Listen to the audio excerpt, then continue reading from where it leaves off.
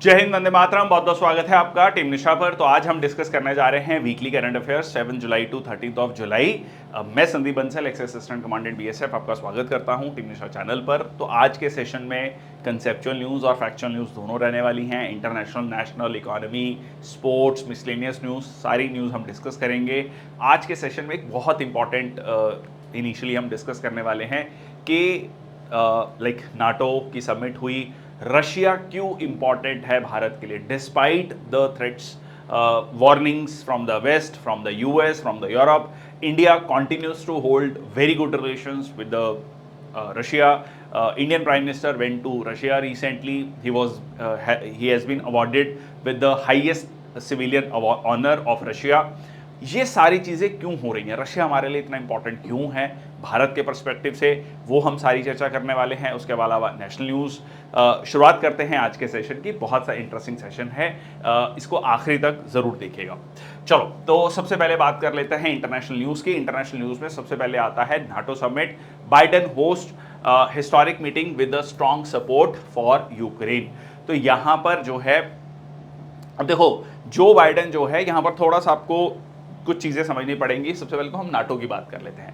देखो, NATO North Atlantic Treaty Organization जो है, इसका गठन हुआ था 1949 में, सेकेंड वर्ल्ड वॉर के बाद, जब यूएस और यूएसएसआर जो कि एक ही तरफ थे, मतलब एक ही पाले में थे, अलाइड पावर्स थी जिन्होंने एक्सिस पावर को हराया, जर्मनी को हराया मेनली। और उसके बाद जब जर्मनी हार गया तो अब जो दो बड़ी पावर उभर कर आई वो that is USA and USSR आपस में लड़ते हैं। एक तरफ कैपिटलिस्ट आइडियोलॉजी है, एक तरफ कम्युनिस्ट आइडियोलॉजी है। कैपिटलिस्ट आइडियोलॉजी को यूएस जो है लीड करता है, यूएसएसआर जो है कम्युनिस्ट आइडियोलॉजी को लीड करता है। अब to counter the ideology of USSR के यूरोप में कंट्रोल कहीं जो है यूएसएसआर का ना बढ़े, ठीक है, उसको काउंटर करने के लिए, क्योंकि ईस्टर्न यूरोप की जो कंट्रीज है वो कम्युनिज्म की तरफ जा रही थी, यूएसएसआर का पार्ट बन रही थी, उनके अलाइज बन रही थी। तो बाकी यूरोप को अपनी तरफ लाने के लिए यूएस जो है क्या करता है, यूएस नाटो का गठन करता है, North Atlantic Treaty Organization. North Atlantic Treaty Organization में जब इसका गठन किया जाता है तो जो है वेस्टर्न यूरोपियन कंट्रीज इसका पार्ट बनती हैं। धीरे धीरे करके जो है इसका कोल्ड वॉर शुरू होती है 1945 से लेकर 1991 तक। फाइनली 1991 में यूएसएसआर का डिसइंटीग्रेशन होता है। रशिया के साथ 15 देश जो है अलग होते हैं, बनते हैं, और रशिया काफ़ी ज़्यादा वीक हो जाता है। बहुत सारे देशों ने यह भी कहा कि अब नाटो की रेलेवेंस खत्म हो चुकी है, पर NATO continues to expand.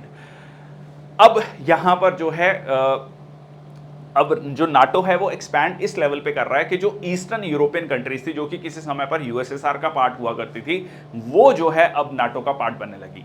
Last straw कह लीजिए इस पूरी की पूरी कहानी में यूक्रेन आता है। यूक्रेन कहता है कि हम भी बनना चाहते हैं हिस्सा यूरोपियन यूनियन का, नाटो का, मतलब कहीं ना कहीं वो प्रो यूएस पॉलिसीज को अपनाने की कोशिश करता है, जो कि रशिया को पसंद नहीं है। रशिया को लगता है कि यूएसए जो है सीधा सीधा यूक्रेन के थ्रू हमारे दरवाजे पे आके खड़ा होना चाहता है। डिस्पाइट वार्निंग्स, रशिया जो है फेब 2022 में अटैक करता है, कहां पर, यूक्रेन पर। अब कहानी में जो नाटो की रेलेवेंस, बहुत सारे एक्सपर्ट्स ये कह रहे थे कि अब नाटो की रेलेवेंस खत्म हो चुकी है, दोबारा से नाटो जो है कह लीजिए बहुत ज़्यादा रेलेवेंट हो जाता है। अब नाटो की रेलेवेंस को आप समझना पड़ेगा, इसमें एक आर्टिकल 5 है, ठीक है जी, उस आर्टिकल से आपको समझना पड़ेगा, मतलब जो इसका कह लीजिए चार्टर है जिसके थ्रू ये बनाया गया है, नाटो का गठन किया गया है, उसमें आर्टिकल 5 ये कहता है कि एक देश पर जो हमला होगा वो माना जाएगा सारे देशों पर हमला। So attack on one country will be considered as attack on all the countries. So that is the most important, you can say, the article in this, या क्लॉज है। जैसे गली मोहल्ले में दोस्त यार होते हैं कि जी मैं तेरा भाई, तू मेरा भाई, तेरे साथ कुछ भी होगा हम सारे साथ खड़े रहेंगे, कुछ वैसी ही कहानी है यहाँ पर। रिसेंटली जो है रशिया के एक्शंस को देखते हुए स्वीडन और फिनलैंड जो कि कहीं ना कहीं बहुत न्यूट्रल पॉलिसीज बना के चल रहा था, फिनलैंड जो कि रशिया के साथ काफ़ी बड़ा बॉर्डर साझा करता है, जिसकी पॉलिसी को फिनलैंडाइजेशन भी कहा जाता है, मतलब एक न्यूट्रल, ठीक है, वो भी जो है अब किसका पार्ट बन गया है, नाटो का पार्ट बन गया है। स्वीडन जो है 32nd मेंबर, तो अभी इसके 32 मेंबर्स हो चुके हैं, ठीक है जी। तो ये मैंने आपको पूरा बैकग्राउंड काफ़ी शॉर्ट में पूरी की पूरी स्टोरी बता दी है। और अब जो है नाटो यूक्रेन को, देखो नाटो सीधा सीधा रशिया के साथ नहीं लड़ रहा, ठीक है, क्योंकि रशिया के साथ अगर नाटो लड़ेगा तो सीधा सीधा ये माना जाएगा कि रशिया का जो लड़ाई है वो 32 देशों के साथ है। फिर उसमें हो सकता है कि चाइना और ईरान भी जो है सीधा सीधा शामिल हो, क्योंकि अभी जो चाइना और ईरान है वो सीधा सीधा इस वॉर में शामिल नहीं है। तो यहां पर अब यूएस ने दोबारा से ये कहा है कि हम यूक्रेन को हथियार देंगे, पैसा देंगे, पॉलिटिकल सपोर्ट देंगे। तो कहीं ना कहीं यूएस जो है वो एक तरीके से इस पर्टिकुलर लड़ाई को लड़ रहा है थ्रू यूक्रेन विद रशिया। अच्छा, अब इस पूरी पूरी कहानी में एक और ट्विस्ट आता है भारत का रोल। देखिए, भारत जो है काफ़ी इंपॉर्टेंट प्लेयर हो चुका है आज के समय पर। ये वो 1990s वाला भारत नहीं है जो कि मतलब जियोपॉलिटिकली बहुत ज़्यादा सिग्निफिकेंट नहीं, बट आज के समय पर इकोनॉमिकली, पॉलिटिकली, मिलिटरली जो है इंडिया दो बड़ा, एक कह लीजिए पोल नहीं है, बाइपोलर वर्ल्ड का पार्ट नहीं है, बट एक छोटा कह लीजिए कंपैरेटिवली, अगर मैं यूएस और जो है रशिया और चाइना के को अगर एक तरफ रखूं, यूएस को एक तरफ रखूं, तो इंडिया अभी उतनी बड़ी पावर नहीं है, बट डेफिनेटली उतनी सफिशिएंट एक पावर है कि जिसकी तरफ भी वो टिल्ट होगा उसका पलड़ा भारी हो जाएगा। अब जो है इंडिया को लेकर इंडिया पर बहुत ज़्यादा कह लीजिए बहुत ज़्यादा प्रेशर बनाया गया कि आप जो है रशिया को क्रिटिसाइज कीजिए, रशिया के अगेंस्ट में वोटिंग कीजिए। बट अभी तक पिछले 2.5 साल में जब से वॉर शुरू हुई है, भारत ने ऐसा नहीं किया। भारत ने एक बड़ा बैलेंस्ड अप्रोच लेके चला है, और उस बैलेंस्ड अप्रोच के फायदे नुकसान क्या हुए हैं वो भी आज के सेशन में हम डिस्कस करने वाले हैं। तो आज के सेशन में ना बहुत सारी चीज़ें पहले कंसेप्चुअल हम डिस्कस करने वाले हैं, ठीक है। तो ये पूरी की पूरी कहानी हो गई है नाटो की, मैंने आपको पूरा बैकग्राउंड दे दिया है, यूक्रेन को सपोर्ट करने की बात की है। अच्छा, अब यूएस की जो सपोर्ट है ना यूक्रेन को, ये भी ऐसा नहीं है कि हमेशा के लिए है।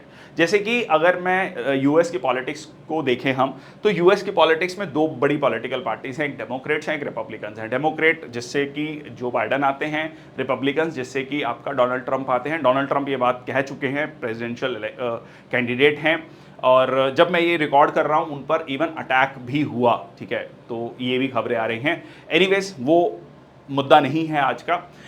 यहाँ पर जो है वो ये सीधा सीधा कह चुके हैं डोनाल्ड ट्रंप कि अगर वो राष्ट्रपति बनते हैं तो यूक्रेन को जो बहुत बिलियंस ऑफ डॉलर्स की सपोर्ट दी जा रही है, वेपन्स दिए जा रहे हैं, वो हम नहीं करेंगे, क्योंकि इससे यूएस की इकोनॉमी को नुकसान हो रहा है, वो हम ऐसा नहीं होने देंगे। तो उस समय पर डायनामिक्स क्या होंगे ये देखना होगा। बट अभी के लिए यूएस ने कहा है कि हम जो है यूक्रेन को सपोर्ट करेंगे, उनको जो है हम फाइनेंशियल सपोर्ट देंगे, मिलिट्री सपोर्ट देंगे, पॉलिटिकल सपोर्ट देंगे, ठीक है। तो ये पूरी की पूरी कहानी है। इसका हेडक्वार्टर कहाँ पर है? ब्रसल्स, बेल्जियम में है, ठीक है जी। चलो, नेक्स्ट आपका एक ज्योग्राफी का छोटा सा कंसेप्ट है। Earth reaches aphelion its farthest point from the sun. देखिए, एपीहीलियन और पेरीहीलियन, मैं कई बार स्टूडेंट्स को बताता हूं कि ऐसे याद रखना, पी से पेरीहीलियन, पी से पास, पास पास मतलब हिंदी वाला पास, नजदीक में, ठीक है। तो पेरीहीलियन क्या होता है? जब आपका धरती सन के सबसे नजदीक होती है। ये आपका जनरली कब होता है?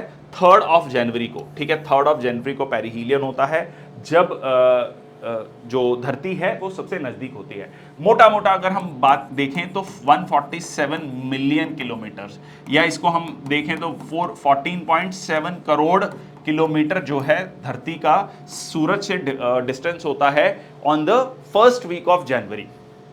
अभी क्या है? एपीहीलियन है। जो फर्स्ट वीक ऑफ जुलाई में एपीहीलियन है, ये होता है आपका लगभग 152 मिलियन किलोमीटर्स, या कहें तो 15.2 करोड़ किलोमीटर्स, ठीक है जी।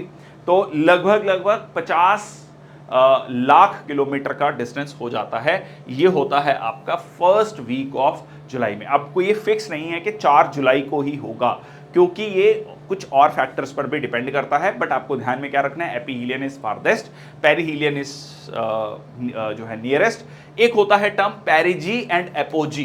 पेरिजी एंड एपोजी क्या होता है? पेरिजी होता है जब चांद, ठीक है, मून जो है धरती के सबसे नजदीक होता है, जब उसको पेरिजी बोलते हैं। पी से पास, पी से पेरिजी, ठीक है। और जब सबसे दूर होता है उसको एपोजी बोलते हैं, ठीक। क्या बोलते हैं? एपोजी, ठीक है, एपोजी। तो ये एक बहुत छोटा कह लीजिए इंपॉर्टेंट छोटा कंसेप्ट है आपका ज्योग्राफी का, जो आपको पता होना चाहिए। सीधा सीधा क्वेश्चन पूछता है। तो एपीहीलियन फारदेस्ट पॉइंट है फ्रॉम 2 जुलाई से लेकर 7 जुलाई हर साल होता है। Coincided with the new moon on 5 July when the earth is about 3 million miles farther from the sun at perihelion. और ये फिक्स नहीं है, ऐसा नहीं है कि 4 जुलाई को ही होगा, ठीक है। Dates are not fixed due to variation in its orbit eccentricity. मतलब इस तरीके से जो देखो धरती अपने एक्सिस पे 23.5 डिग्री टिल्टेड है, पर जो वो घूमती है तो उसमें भी आपको हल्का सा टिल्ट दिखाई देता है। मतलब टिल्ट ऐसा नहीं कि आधा डिग्री का टिल्ट हो गया, ठीक है। कोई भी मतलब जैसे आप लाटू को लोगे, अगर उसको घुमाओगे तो हल्का सा वाइब्रेट करेगा, ठीक है, अपने एक्सिस पे, कुछ वैसा ही आप उसको समझिए। और पेरिजी, ये मैंने आपको पेरिजी और अपोजी की कहानी भी बता दी है। इंडिया रशिया स्ट्रेटेजिक रिलेशनशिप, ये आज के सेशन में हम थोड़ा सा इन डेप्थ डिस्कस करेंगे, क्योंकि इसको लेकर बहुत ज़्यादा आर्टिकल लिखे गए हैं, बहुत ज़्यादा चर्चा हुई है।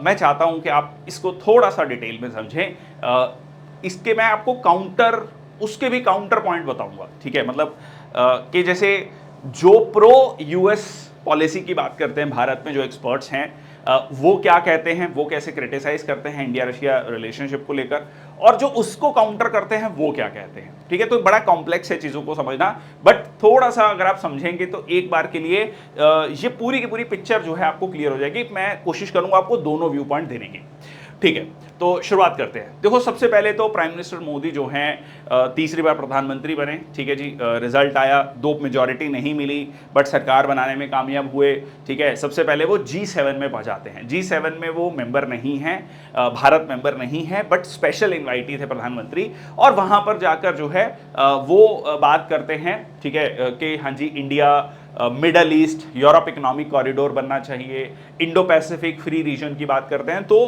कहीं ना कहीं वही सारी बातें जो यूएस या वेस्ट करना चाहता है, उन्हीं की मतलब कह लीजिए जुबान में, और जो कि इंडिया के इंटरेस्ट में भी है, ठीक है। तो ऐसा नहीं है कि वो करना चाहते तो हमने इसलिए बोला, ठीक है। भारत ने वो स्टैंड रखा क्योंकि भारत भी उस स्टैंड को मानता है, उस स्टैंड को हमने वहां पर रखा। चलो अब क्या होता है कि जो है भारत के प्रधानमंत्री दो दिन की यात्रा के लिए रशिया जाते हैं। अब इस 2 दिन की यात्रा में बहुत सारे MOUs, मेमोरेंडम ऑफ अंडरस्टैंडिंग, समझौते साइन होते हैं। अब इसमें एक बहुत बड़ा इंपॉर्टेंट पॉइंट आता है ईस्टर्न मैरीटाइम कॉरिडोर, ठीक है। ईस्टर्न मैरीटाइम कॉरिडोर को मैं थोड़ा सा आपको मैप में शो कर देता हूं। अब देखो इसको अगर आप देखोगे कि रशिया के साथ जो हमारा कनेक्ट है, मतलब थ्रू सी रूट, वो जनरली क्या था कि यहां से मुंबई से आप गए, ठीक है जी, गल्फ ऑफ एडन, ठीक है जी, फिर आप जो है मेडिटेरेनियन सी, सुएज कैनाल से होते हुए मेडिटेरेनियन सी, ठीक है, देन नॉर्थ सी, ठीक है, फिर आप जो है यहाँ पर रशिया पहुंच रहे थे, ठीक है। तो पूरा का पूरा मान के चलो वेस्ट एशिया क्रॉस करते हुए, यूरोप क्रॉस करते हुए, so which is this much of nautical miles. अब जो है एक ऑल्टरनेटिव रूट, ठीक है, चेन्नई से आप देखिए यहां पर स्ट्रेट ऑफ मलक्का, ठीक है, फिर आपका जो है यहां पर South China Sea, and then जो है आप जो फार ईस्ट है, ठीक है, फार ईस्ट है रशिया का, वहां पर पहुंचना चाहते हैं। रशिया का जो कह लीजिए मेजॉरिटी पॉपुलेशन है वो वेस्टर्न रशिया में रहती है, जो कि यूरोप का पार्ट है, यूरोपियन कल्चर है। बट ये जो पार्ट है, जो कह लीजिए साइबेरिया वाला पार्ट है, इसको रशिया डेवलप करना चाहता है, इसमें रशिया इन्वेस्टमेंट चाहता है। इवन इंडिया से भी वो सीख करता है कि भाई हाँ आप यहां पर आके इन्वेस्टमेंट करें।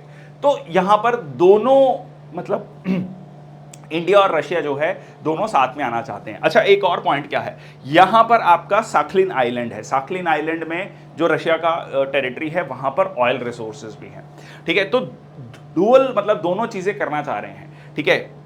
इंडिया की इन्वेस्टमेंट होगी, इंडिया को ऑयल चाहिए, इंडिया को रिसोर्सेज चाहिए, और रशिया चाहता है कि उनके फार ईस्ट एरिया में भी इकोनॉमिक एक्टिविटी हो, उसमें इन्वेस्टमेंट हो, और उसमें इंडिया जो है हमारा पार्टनर बने।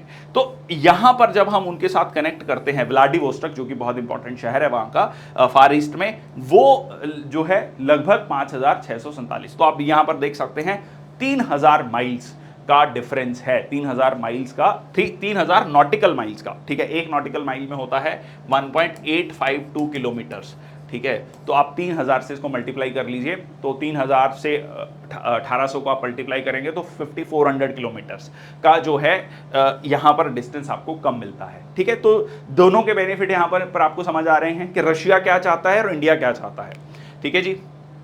उसके अलावा ठीक है, यहाँ पर आप through Sea of Japan, South China Sea, Malacca Strait, ठीक है, मैरीटाइम कनेक्टिविटी होगी, ट्रेड बढ़ेगा, और इंडिया जो है यहाँ पर 2 कॉन्सुलेट्स भी खोलने जा रहा है। अगर आप रशिया में देखेंगे, यहाँ पर एक कजान है, ठीक है जी, यहीं पर आपका एक और शहर है इनका, एकातेरिनबर्ग, ठीक है। तो यहाँ पर कॉन्सुलेट्स है, ठीक है, वो टूरिज्म को बढ़ावा देगा, ट्रेड को बढ़ावा देगा। और इसके अलावा जो है यहाँ पर उन्होंने कहा है कि हम गंगा वोल्गा डायलॉग की बात उन्होंने करी, अंडरस्टैंडिंग करी, कॉपरेशन की बात करी, और यहां पर रूपी रूबल ट्रेड की भी बात करी। ठीक है, यूएस के जो सैंक्शंस लगे हुए हैं, यूएस के सैंक्शंस लगने के बाद, मतलब जिसको लिटरली ये कहा गया कि ये सर्जिकल स्ट्राइक है, इकोनॉमिक सर्जिकल स्ट्राइक है, जब यूएस ने सैंक्शंस लगाए थे रशिया पर, वेस्ट ने सैंक्शंस लगाए थे। बट आपको जान के हैरानी होगी कि पिछले 2.5 साल में, जब से ये वॉर चल रहा है, लगभग 2.5 साल में, रशिया की इकॉनमी डूबने की बजाय रशिया की इकोनॉमी ग्रो कर रही है। ठीक है, रशिया की इकोनॉमी जो है पहले से बेहतर चल रही है। अब ये कैसे हो गया? मतलब एक तरफ पूरा वेस्टर्न नेशन जो कि बहुत पावरफुल नेशंस हैं, इकोनॉमिकली, मिलिट्रली पावरफुल नेशंस हैं, पॉलिटिकली पावरफुल नेशंस हैं, उनके सैंक्शंस के बावजूद रशिया जो है ग्रो कर रहा है। इसमें जो है एक बहुत बड़ा रोल भारत का भी आता है, चाइना का है बहुत बड़ा रोल, और उसके बाद भारत का एक रोल है। देखो, जब ये सैंक्शंस लगे तो इंडिया और रशिया के बीच में, मतलब उससे पहले, इस युद्ध से पहले, भारत और रशिया के बीच में जो ट्रेड था वो लगभग 10 से 12 बिलियन डॉलर के बीच में था। अब ये ट्रेड बढ़कर 60+ बिलियन डॉलर्स हो चुका है, मतलब 6 टाइम्स हो चुका है। अब ये 6 टाइम्स में अगर आप देखोगे तो जो सबसे बड़ा कंपोनेंट है वो है रशियन क्रूड ऑयल। ठीक है, रशियन क्रूड ऑयल जो कि हमारा सबसे बड़ा इंपोर्टर सऊदी अरेबिया हुआ करता था या ईरान हुआ करता था, मतलब ये हमारे सबसे बड़े इंपोर्टर्स थे क्रूड ऑयल के। क्रूड ऑयल जो है लगभग हम 85% हमारे क्रूड ऑयल की जो हमारी कंजम्पशन है पूरे भारत की, उसका 85% हम इंपोर्ट करते हैं।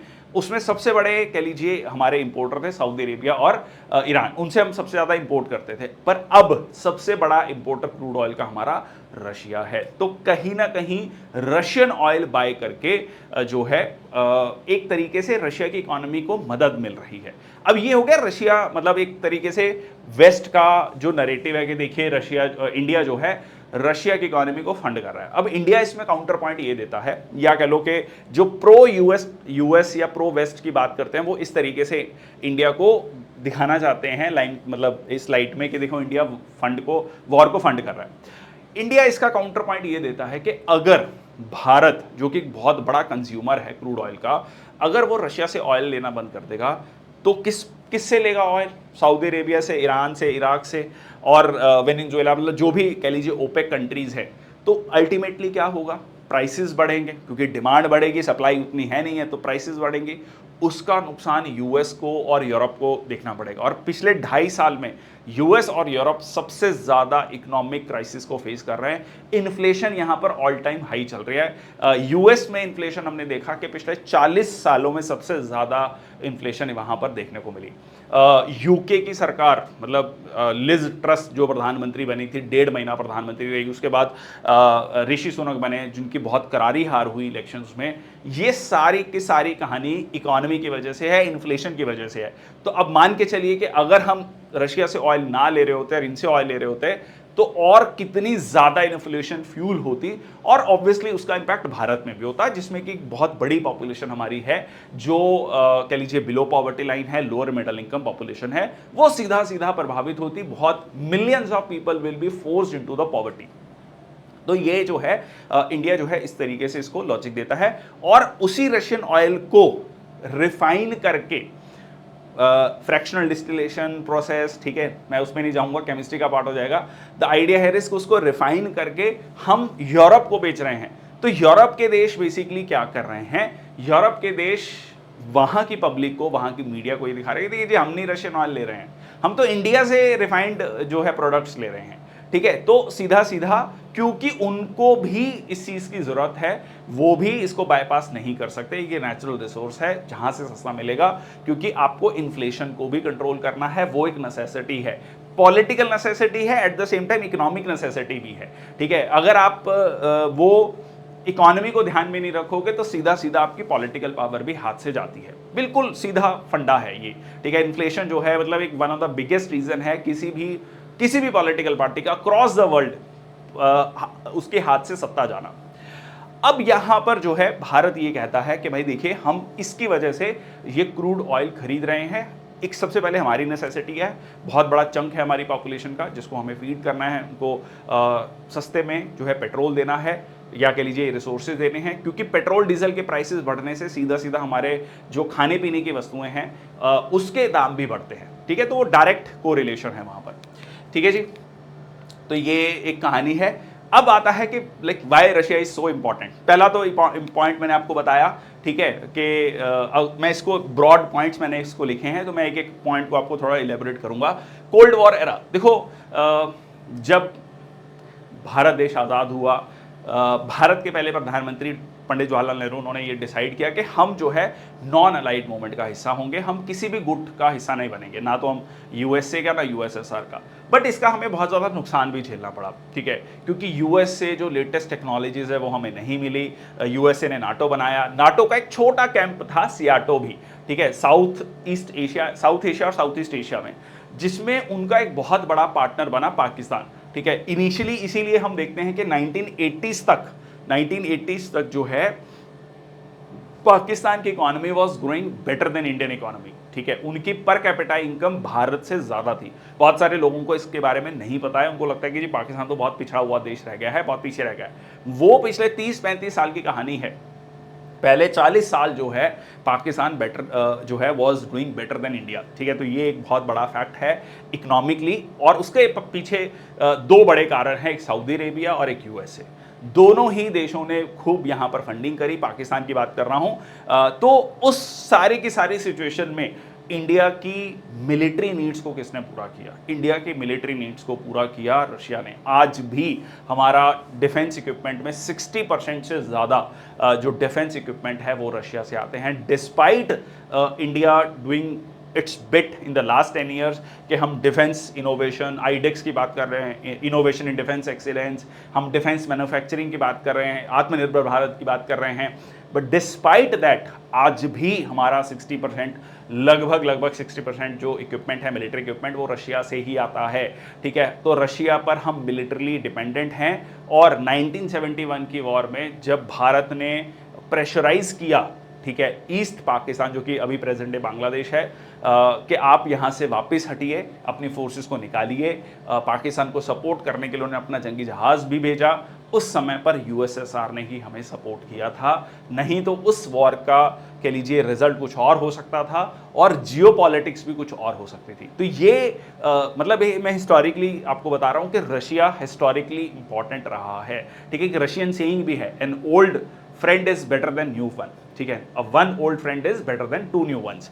तो स्ट्रेटेजिक ऑपरेशन है, तो कोल्ड वॉर एरा से स्ट्रेटेजिक ऑपरेशन। अब बात आती है कि ठीक है, उस समय उन्होंने सपोर्ट किया, तो क्या आज भी हम उसी इमोशनल बैगेज को लेके चल रहे हैं? जी नहीं, हम इमोशनल बैगेज को नहीं लेके चल रहे हैं। हम बहुत प्रैक्टिकली, हमारी फॉरेन पॉलिसी प्रैक्टिकली बहुत बदल चुकी है पिछले 10 सालों में, या पिछले अगर मैं कहूं तो अटल बिहारी वाजपेयी जी के समय से ही भारत जो है, जब कह लीजिए यूएसएसआर का डिसइंटीग्रेशन हुआ तो हमें समझ आ गया कि यूएस एक मात्र पावर है और यूएस के बिना जो है इस देश में चलना मुश्किल होगा। तो कहीं ना कहीं इंडिया ने अपनी फॉरेन पॉलिसी को चेंज किया और प्रो यूएस पॉलिसी अपनाया। इसीलिए उस समय पर बिल क्लिंटन भारत आते हैं। ठीक है जी, पूरी की पूरी आगे कहानी चलती है यूएस के साथ रिलेशनशिप, और पिछले कुछ सालों में यूएस के साथ रिलेशनशिप काफी सुधरे हैं। ठीक है जी, but at the same time हम जो है रशिया को भी साथ लेकर चल रहे हैं। उसका रीजन मैंने आपको बताया। तो मिलिट्री हार्डवेयर जॉइंट वेंचर्स, देखो यूएस और रशिया दोनों से हम मिलिट्री इक्विपमेंट ले रहे हैं, पर दोनों में ना एक बहुत फंडामेंटल डिफरेंस है। ठीक है, यूएस है पक्का बिजनेसमैन। ठीक है, तो यूएस जो है वो आपको कभी भी टेक्नोलॉजी देने के लिए एग्री नहीं करता। बट रशिया के साथ ये है कि आप अब रशिया जो है, अब वो उसको आप रशिया की कंपल्शन समझो या रशिया के साथ हमारे पुराने रिलेशन समझो कि बहुत अच्छे रिलेशंस हैं, बट रशिया जो है now agreed to give us the technology also. अब जो जॉइंट प्रोडक्शन है वो भारत में हो रही है। जैसे हमने जैसे AK-47 है, तो उसी बेसिस पे AK-203 जो राइफल्स हैं वो भारत में बन रही हैं। ठीक है, बहुत सारे मिलिट्री इक्विपमेंट जो है रशिया की हेल्प से हम भारत में बना रहे हैं। तो ये एक बहुत इंपॉर्टेंट है, जो कि भारत चाहता है कि हम सिर्फ इंपोर्टर बनकर ना रह जाएं, हम सिर्फ आयात ना करें, हम डिफेंस मैन्युफैक्चरिंग भारत में करें। ठीक है, तो ये उसमें रशिया जो है भारत का साथ देता है। यूएस आपको टेक्नोलॉजी ट्रांसफर नहीं करता है, हमें टेक्नोलॉजी ट्रांसफर नहीं करता है, ठीक है। नेक्स्ट आता है energy security, oil and gas, nuclear energy. Nuclear energy में भी अगर आप देखोगे तो आपका न्यूक्लियर पावर प्लांट रशिया ने लगाया और न्यूक्लियर पावर प्लांट्स भी लगाना चाहता है। दो रिसेंटली जैसा जर्मनी में हुआ, फुकुशिमा डिजास्टर हुआ आपका जापान में, तो न्यूक्लियर एनर्जी को लेकर कहीं ना कहीं दुनिया भर में थोड़ा सा एक जो पेस थी आज से 15 साल पहले वो थोड़ी सी कम हो चुकी है। बट न्यूक्लियर एनर्जी आज भी रशिया इज एग्रीइंग कि हम जो है और 6 प्लांट लगाना चाहते हैं, ठीक है। तो ये भी एक बहुत बड़ा कह लीजिए रीजन है। उसके बाद आपका जियोपॉलिटिकल कंसिडरेशन, बैलेंसिंग चाइना, ठीक है। देखो, दो रशिया की डिपेंडेंस बहुत ज़्यादा बढ़ी है चाइना पर पिछले 2.5 सालों में। प्रैक्टिकली हम कहें तो रशिया की इकॉनमी जो मैंने आपको कहा कि ग्रो कर रही है, उसके पीछे बहुत बड़ा कारण है आपका चाइना, क्योंकि लिटरली जो प्रोडक्शन हो रही है रशिया में, वो रशिया की प्रोडक्शन कहाँ जा रही है, मैक्सिमम आपकी जा रही है चाइना में। तो चाइना काइंड ऑफ, क्योंकि इतना बड़ा मार्केट है, वो उसकी जितनी प्रोडक्शन है उसको कंज्यूम कर ले रहा है, तो उसकी इकॉनमी को फंड करने में बहुत मदद दे रहा है। बट इस सारी चीज़ों को देखते हुए जो बॉर्डर डिस्प्यूट जैसे चाइना के साथ लाइक लद्दाख रीजन में या अरुणाचल प्रदेश को लेकर चाइना के साथ है, वो सेम कहानी आपकी रशिया और चाइना के बीच में भी रही है, ठीक है। ऐसा नहीं है कि रशिया और चाइना के बीच में बॉर्डर डिस्प्यूट नहीं है, और रशिया को पता है like the current geopolitical scenario कि चाइना को भी कल को काउंटर करने की जरूरत पड़ सकती है, तो उसको इंडिया की सपोर्ट चाहिए। तो ये कहीं ना कहीं ट्रस्ट इश्यूज आप इसको कह सकते हैं। नेक्स्ट आता है मल्टीलेटरल प्लेटफॉर्म्स। मल्टीलेटरल प्लेटफॉर्म्स बेशक वो एससीओ हो, ठीक है, वो ब्रिक्स हो। अब यहाँ पर इंडिया और रशिया पार्टनर्स हैं। जो है आपका north south transport corridor, international north south transport corridor, जो कि इंडिया की कनेक्टिविटी थ्रू ईरान, ठीक है, छाबार पोर्ट से सेंट्रल एशिया से रशिया तक, वो भी जो है एक बहुत बड़ा कारण है कि हम जो है रशिया के साथ कई सारे मल्टीलेटरल प्लेटफॉर्म्स पे साथ हैं। सिर्फ साथ नहीं है, लॉजिकली अगर आप देखें, इंडिया भी डी डॉलराइजेशन को कहीं ना कहीं चाहता है कि डॉलर का जो इतना एक डोमिनेंस है वो थोड़ी सी कम हो, हम जो है रुपी और रूबल में ट्रेड कर सकें, रुपी की रेलेवेंस बढ़े, रुपी को एक्सेप्टेबिलिटी मिले, यूपीआई ट्रांजैक्शंस को एक्सेप्टेबिलिटी मिले। तो कहीं ना कहीं वो भी एक कारण है कि जो यूएस की एक डोमिनेंस है उसको कम करना चाहते हैं, एक मल्टीपोलर वर्ल्ड चाहते हैं। तो उसमें रशिया, चाइना, एससीओ, ब्रिक्स जो है हेल्प करता है, एक तरीका है कहीं ना कहीं काउंटर करने का to US narrative. Okay, then आपका आता है economic and trade relations, bilateral trade and investment. Trade की तो मैं ऑलरेडी आपसे बात कर चुका हूं, $10 बिलियन का ट्रेड था, वो $60 बिलियन जो है पहुंच चुका है, और 2030 तक का टारगेट है जी $100 बिलियन का, ठीक है, $100 बिलियन का टारगेट है। तो आप मान के चलिए कि जो मतलब इसको अगर आप परसेंटेज टर्म्स में देखोगे तो जहां पर हम 2020-21 में $10 बिलियन की बात कर रहे हैं, 2030 में हम $100 बिलियन की बात कर रहे हैं, तो 10 टाइम्स जो है ट्रेड की बात कर रहे हैं। इंडिया इन्वेस्टमेंट भी चाहता है, इंडिया चाहता है कि आप ऑब्वियसली लाइक मतलब जो हम पर्टिकुलर बात कर रहे हैं 2047 तक हमें डेवलप्ड कंट्री बनना है, तो उसमें एक बहुत बड़ी चीज़ क्या है, हमारे इंफ्रास्ट्रक्चर में इन्वेस्टमेंट। इंफ्रास्ट्रक्चर की इन्वेस्टमेंट जेस्टेशन पीरियड बहुत बड़ा होता है, बहुत इन्वेस्टमेंट चाहिए होती है। वो इन्वेस्टमेंट कहाँ से आएगी? Again the Chinese saying, Chinese कह लीजिए जो राष्ट्रपति रहे हैं डेंग शाओपिंग, जो उनकी 1978 में जब उन्होंने इकॉनमी को ओपन अप किया तो उन्होंने एक बड़ी फेमस स्टेटमेंट उस समय पर दी थी कि बिल्ली काली हो या सफ़ेद, पैसा आना चाहिए, इन्वेस्टमेंट आना चाहिए, चाइनीज़ इकॉनमी ग्रो करनी चाहिए। तो कहीं ना कहीं उसी तर्ज पर आप इस पूरी कहानी को समझ सकते हैं कि इन्वेस्टमेंट भारत में आनी चाहिए और इंडिया का इंफ्रास्ट्रक्चर ग्रोथ होना चाहिए। Scientific and technological cooperation, space exploration में, रिसर्च एंड डेवलपमेंट में भी रशिया जो है भारत को सपोर्ट करता है। तो ये सारे के सारे कारण हैं हिस्टोरिकली, ठीक है, मिलिट्रीली, एनर्जी सिक्योरिटी, इकोनॉमिक के रशिया इतना इंपॉर्टेंट है भारत के लिए, डिस्पाइट यूएस वार्निंग। यूएस के जो एम्बेसडर हैं भारत में, एरिक गारसेटी, उन्होंने भी जो है कहीं ना कहीं एक जिसको डिप्लोमेटिक भाषा में धमकी कहा जाता है, वो लिटरली धमकी दी है कि इंडिया जो है फॉर ग्रांटेड यूएस को ना ले, ठीक है। तो ये जो है उसके बावजूद India is going ahead with the talks with Russia. तो ये पूरी की पूरी कहानी है। चलो, आई होप जो है आपको थोड़ा सा आइडिया है। देखो अगली न्यूज़ है, India and Russia aim for $100 billion trades, so aim to increase bilateral trade to $100 billion by 2030, addressing trade imbalances, non tariff barriers को रिमूव करना, कंसिडरिंग ये भी बात की जा रही है फ्री ट्रेड एग्रीमेंट की। फ्री ट्रेड एग्रीमेंट होना चाहिए between Eurasian Economic Union and India. अब सवाल आता है कि ये यूरेशियन इकोनॉमिक यूनियन क्या है, ठीक है जी। तो इसको देख लो, इसमें आते हैं आपके कुछ देश जैसे कि रशिया, बेलारूस जो कि रशिया का बहुत क्लोज पार्टनर है, कजाकिस्तान, किर्गिस्तान, आर्मेनिया, तो 5 देश और इंडिया, ठीक है। तो ये देश आते हैं, इंडिया इनके साथ ट्रेड करेगा। इसके अलावा जो है energy trade, manufacturing, fertilisers, wheat, ठीक है, ये भी बहुत इंपॉर्टेंट कह लीजिए चीज़ें हैं जो कि ट्रेड होती हैं। Revitalisation of investment within the framework of special investment regions. India का बायलैटरल ट्रेड रीचेस $65 बिलियन है ना, मैंने आपको बोला $60+ बिलियन हो चुका है, 33% इंक्रीज है। प्री पैंडेमिक लेवल पर मात्र $10 बिलियन था, 6 गुना हो चुका ऑलरेडी, ठीक है। और north south international transport corridor, northern sea route, Chennai Vladivostok line, ये सारी कहानी मैं आपको बता चुका हूँ, ठीक है। तो आई होप आपको ये सारा एनालिसिस, थोड़ा सा वीडियो हो सकता है बड़ा हो जाए, बट आई एम होपिंग कि आपको समझ आया होगा अच्छे से कि क्यों इंपॉर्टेंट है भारत के लिए, ठीक है।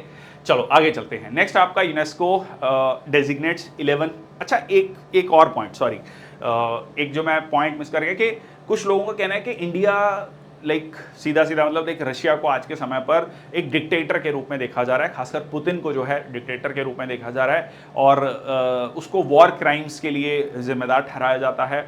और ये कहा जाता है कि इंडिया जब उसके साथ खड़ा है, और जो पिक्चर्स क्लिक हुई हैं जिसमें हमारे प्राइम मिनिस्टर मोदी जो हैं और रशियन प्रेसिडेंट पुतिन एक दूसरे को गले मिल रहे हैं, उनको हाईएस्ट सिविलियन ऑनर दिया जा रहा है, तो ये पिक्चर्स बहुत अच्छी रही हैं। देखो, एक विजिट होना अलग बात होती है, एक कहते हैं ना, तस्वीरें बहुत कुछ कहती हैं, बहुत कुछ बयान करती हैं, तो ये मैसेजिंग बहुत गलत जा रही है। बट इसका भी काउंटर पॉइंट देखो, ये कहा जाता है कि आप यूएस को नाराज कर रहे हो, ये ठीक नहीं है, आप दोनों चीज़ों को बैलेंस नहीं कर सकते। जो यूएस के एम्बेसडर, उन्होंने भी कहा कि ठीक है, मैं समझता हूँ कि इंडिया की नीड है। तो यूएस के एम्बेसडर ने भी ये बात कही कि इंडिया जो है युद्ध के समय पर एक बैलेंस, डिप्लोमेटिक बैलेंस नहीं बना के रख सकता, इंडिया को कहीं ना कहीं एक साइड लेनी ही होगी। तो ये भी कहीं ना कहीं कुछ लोगों का ये कहना है, कुछ एक्सपर्ट्स का ये कहना है कि यूएस का जो कह लीजिए एक व्यवहार रहा है, एक 75 सालों में उन्होंने हमेशा से उपदेश दिया है, लोगों को बताया कि आपको ये करना है, ये नहीं करना है, बट वो आज की जियोपॉलिटिकल रियलिटी को समझ नहीं पा रहे हैं। दे आर डिक्लाइनिंग पावर, और इंडिया को अपने इंटरेस्ट के अकॉर्डिंग बात करने का हक है, एक सॉवरन नेशन है, और वो अपनी फॉरेन पॉलिसी को अपने तरीके से रखेगा। अच्छा, और एक बात यहाँ पर कि यूएस जो है, जब वो डिक्टेटरशिप, ये सारी चीज़ें बातें जो यहाँ पर कह लीजिए उपदेश, अगर मैं सीधा कहूँ तो उपदेश देता है, तो सऊदी अरेबिया, ठीक है, सऊदी अरेबिया है, ठीक है जी, जिसको कि पिछले लगभग 50 सालों से, 70 सालों से यूएस ने सपोर्ट किया है। उसके अलावा बहुत सारी रिजीम्स हैं अफ्रीका में जो सपोर्ट की गई हैं, जो मिलिट्री रिजीम्स हैं, डिक्टेटर रिजीम्स हैं, साउथ अमेरिका में डिक्टेटरशिप, सेंट्रल अमेरिका में डिक्टेटरशिप जो कह लीजिए रिजीम्स हैं, उनको सपोर्ट किया गया है। तो ये सारी चीज़ें भी जो है ध्यान में रखनी चाहिए कि उस समय पर जब आप डिक्टेटरशिप को या डिक्टेटर को सपोर्ट करते हैं, वो अपने इंटरेस्ट के अकॉर्डिंग आप बात करते हैं, ठीक है। सऊदी अरेबिया से आपको पता है कि आपकी पेट्रो डॉलर्स की इकॉनमी चलती है, और उससे आपको ऑयल मिलता है, तो आप वहाँ पर, आपको डेमोक्रेसी है या नहीं है, इससे कोई लेना देना नहीं है। तो ये जो एक कह लीजिए लिटरली कहें तो इसको दोगलापन और डबल स्टैंडर्ड्स, डुअलिटी, तो ये जो है कहीं ना कहीं इसका काउंटर जो है बहुत सारे एक्सपर्ट्स करते हैं कि ये सही नहीं है, ठीक है। अब इंडिया के कंटेक्स्ट में ये है कि हम, जैसे हमने कहा कि दोनों ही चीज़ों को भारत जो है बैलेंस करके चल रहा है, दोनों के साथ ही ट्रेड चाहता है, दोनों से ही इन्वेस्टमेंट चाहता है, ठीक है। तो ये एक कह लीजिए टाइट रोप है which the India is walking on. चलो आगे चलते हैं, काफ़ी इस पर डिटेल में डिस्कशन हो गई है। यूनेस्को डेजिग्नेट्स 11 न्यू बायोस्फीयर रिजर्व्स पे यहाँ पर यूनेस्को ने, United Nations economic educational, scientific and cultural organization, I'm really sorry, so designated 11 new biosphere reserves recognizing their importance for conserving biodiversity and cultural heritage. अब ये जो नई डेजिग्नेशन है span across several countries, तो यहाँ पर आप देख सकते हैं अलग अलग कंट्रीज में है, तो यहाँ पर सारे के सारे नाम याद रखना बहुत ज़्यादा इंपॉर्टेंट नहीं है, ठीक है। बेल्जियम में है, ठीक है, उसके बाद आपका कोलंबिया है, डोमिनिकन रिपब्लिक है, जाम्बिया है, इटली, ठीक है, और उसके बाद आपका मंगोलिया है, स्पेन है, स्लोवानिया है, मंगोलिया ये हमने डिस्कस किया, फिलीपींस, साउथ कोरिया। तो ये आपके 11 बायोस्फीयर रिजर्व जो है तैयार किए गए। इसमें एक और इम्पॉर्टेंट चीज़ है, आपको कोर बायोस्फीयर रिजर्व्स को 3 पार्ट्स में डिवाइड किया जाता है, कोर, बफर और ट्रांजिशन। कोर में किसी तरीके की ह्यूमन एक्टिविटीज़ अलाउड नहीं होती एक्सेप्ट रिसर्च, मॉनिटरिंग, ठीक है, R&D एंड मॉनिटरिंग। उसके अलावा जो बफर है, ठीक है, नाम से क्लियर है कि वो इसका बफर है, तो वहाँ पर सर्टन ह्यूमन एक्टिविटीज़ अलाउड होती हैं। जो ट्रांजिशन है, ट्रांजिशन वाले में ह्यूमन एक्टिविटीज़ अलाउड होती हैं, ह्यूमन सेटलमेंट्स भी अलाउड होती हैं, एग्रीकल्चर भी अलाउड होता है, और यहाँ पर जो है सस्टेनेबल टूरिज्म, इको टूरिज्म को भी प्रमोट किया जाता है, ठीक है। और जो लोकल कम्युनिटीज़ हैं उनको पार्ट बनाया जाता है बायोस्फीयर रिजर्व में। ये बहुत इंपॉर्टेंट पॉइंट है कि जो लोकल कम्युनिटीज़ हैं वो अगेंस्ट द नेचर नहीं है, रादर वो फॉर द नेचर हैं, क्योंकि वो सदियों से, सेंचुरी से उस फॉरेस्ट में रह रही हैं, उन फॉरेस्ट पे डिपेंडेंट हैं, उन फॉरेस्ट को कंजर्व कर रही हैं, they are not against the forest, so their knowledge of conserving the forest should be taken care of and they should be made the part of the whole conservation process. That is very very important. Biosphere reserves in India, and if you see the biosphere reserves in India, 18 biosphere reserves हैं, उनमें से 12 biosphere reserve जो हैं recognised है man and biosphere programme के तहत, ठीक है जी। तो ये लिस्ट है आपकी, इसके बारे में हम कई बार चर्चा कर चुके हैं, ठीक है। ओके, नेक्स्ट आता है UN expresses grave concerns about intensified clash along the Lebanon Israel frontier. ये सीधा सीधा आपका क्वेश्चन इंपॉर्टेंट है। ब्लू लाइन क्या है, ठीक है जी, ब्लू लाइन क्या है? सो ब्लू लाइन जो है डिमार्केशन है लेबनान और इजराइल के बीच में, लेबनान और इजराइल के बीच में। अब देखो ये क्या है कि इजराइल ने 1967 की वॉर में गोलन हाइट्स, ठीक है, गोलन हाइट्स वाला जो एरिया है वो आपका कैप्चर कर लिया था, ठीक है, सीरिया से। और वो जो एरिया कैप्चर किया था, अब उसके साथ साथ उन्होंने लेबनान का भी कुछ पार्ट ऑक्यूपाई किया, जिसको कि यूनाइटेड नेशंस रिकॉग्नाइज नहीं करता है। तो इन दोनों की, कह लीजिए, दोनों को जो सेपरेट करता है वो ब्लू लाइन सेपरेट करता है, सॉरी। सो उन्होंने कहा है which separates the Lebanese this, ये एस्टेब्लिश किया गया था यूनाइटेड नेशंस के द्वारा सन 2000 में। The primary purpose was to verify Israel's complete withdrawal from the Lebanon, ठीक है। तो ये कंडीशन रखी गई कि भाई इजराइल जो है लेबनान की जो टेरिटरीज ऑक्यूपाई की हैं उससे विड्रॉ करेगा। ब्लू लाइन जो है पब्लिश किया गया था यूनाइटेड नेशंस के द्वारा 7 जून 2000 को, to assess the Israel's complete withdrawal from the Lebanon. It is characterized as temporary and defined as the lines of withdrawal rather than a border। और ब्लू लाइन जो है हमेशा से एक पॉइंट ऑफ कंटेंशन रहा है इजराइल के बीच में, लेबनान और हिजबुल्ला, ठीक है। हिजबुल्ला एक ग्रुप है आपका, ठीक है जी, मिलिटेंट ग्रुप है जिसको ईरान सपोर्ट करता है, शिया डोमिनेटेड ग्रुप है, लेबनान में ये एक्टिव है। जैसे हमास का हम देखते हैं गाजा पट्टी में, वैसे ही लेबनान जो में जो है आपका क्या है, हिजबुल्ला है।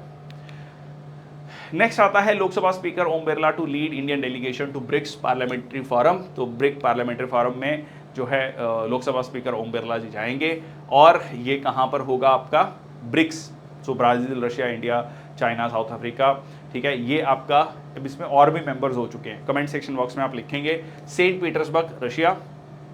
फोरम जो है वो चाहता है examine the role of parliaments in promoting global development, ठीक है। पार्लियामेंट का रोल क्या है ग्लोबल डेवलपमेंट्स को प्रमोट करने में, सिक्योरिटी में, through out multilateral corporation.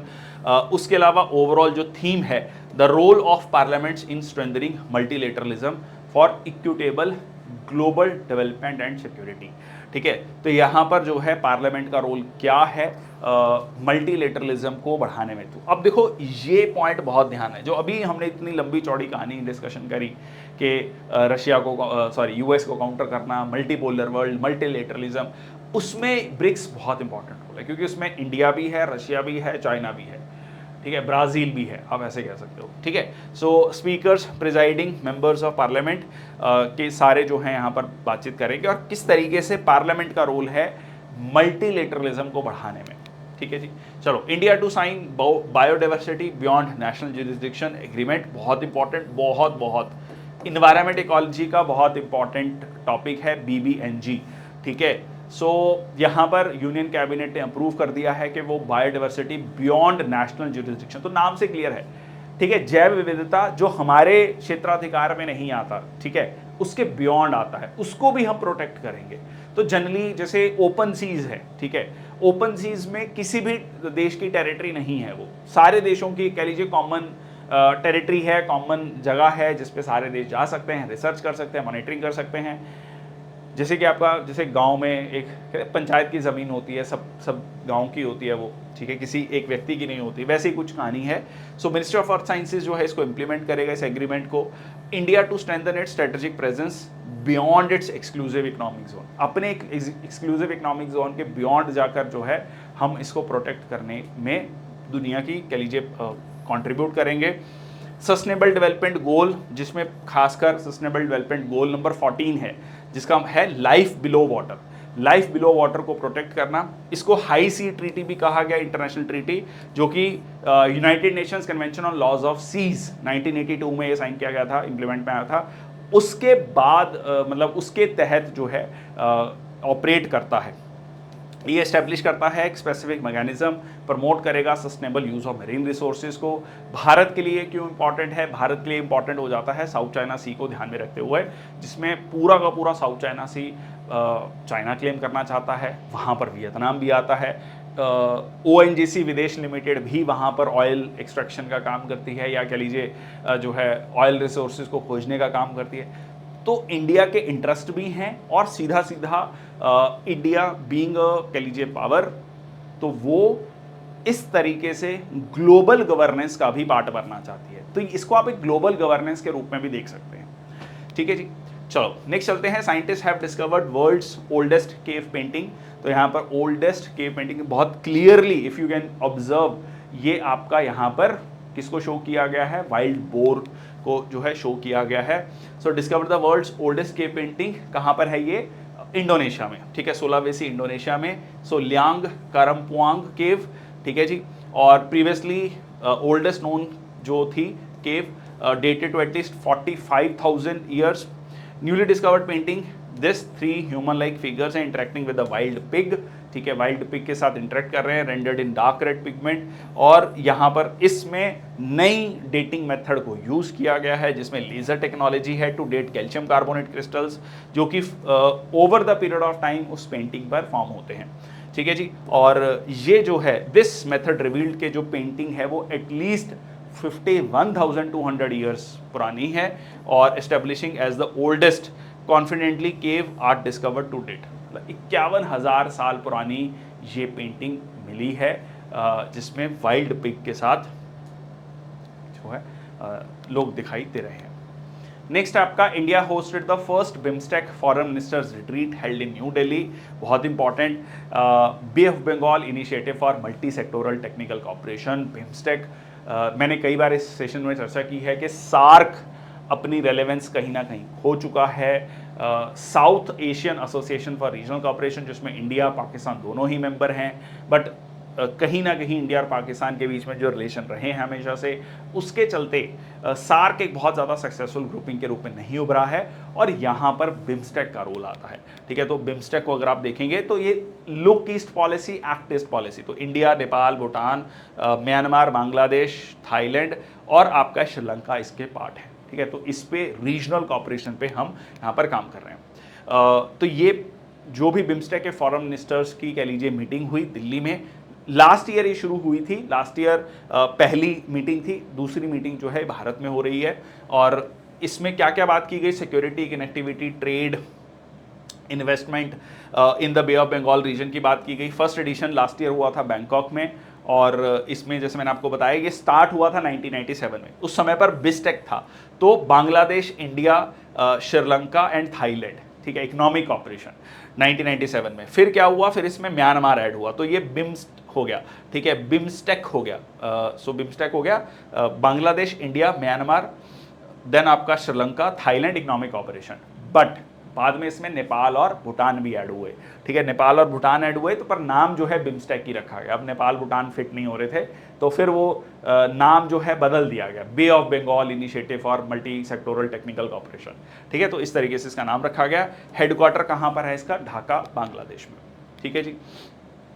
India sends humanitarian aid to Papua New Guinea after devastating landslide, ठीक है जी। यहाँ पर पपुआ न्यू गिनी में आपको अगर याद हो, भारत के प्रधानमंत्री रिसेंटली जब गए थे तो वहाँ के प्रधानमंत्री वहाँ पर स्पेशली रिसीव करने हैं, उन्होंने पाँव तक छुए, ठीक है। तो यहाँ पर जो है पपुआ न्यू गिनी में जो है आपका आया है ह्यूमैनिटेरियन एड पहुँचाई गई है, क्योंकि वहाँ पर अर्थक्वेक, ठीक है, आफ्टर डेवास्टेटिंग लैंडस्लाइड।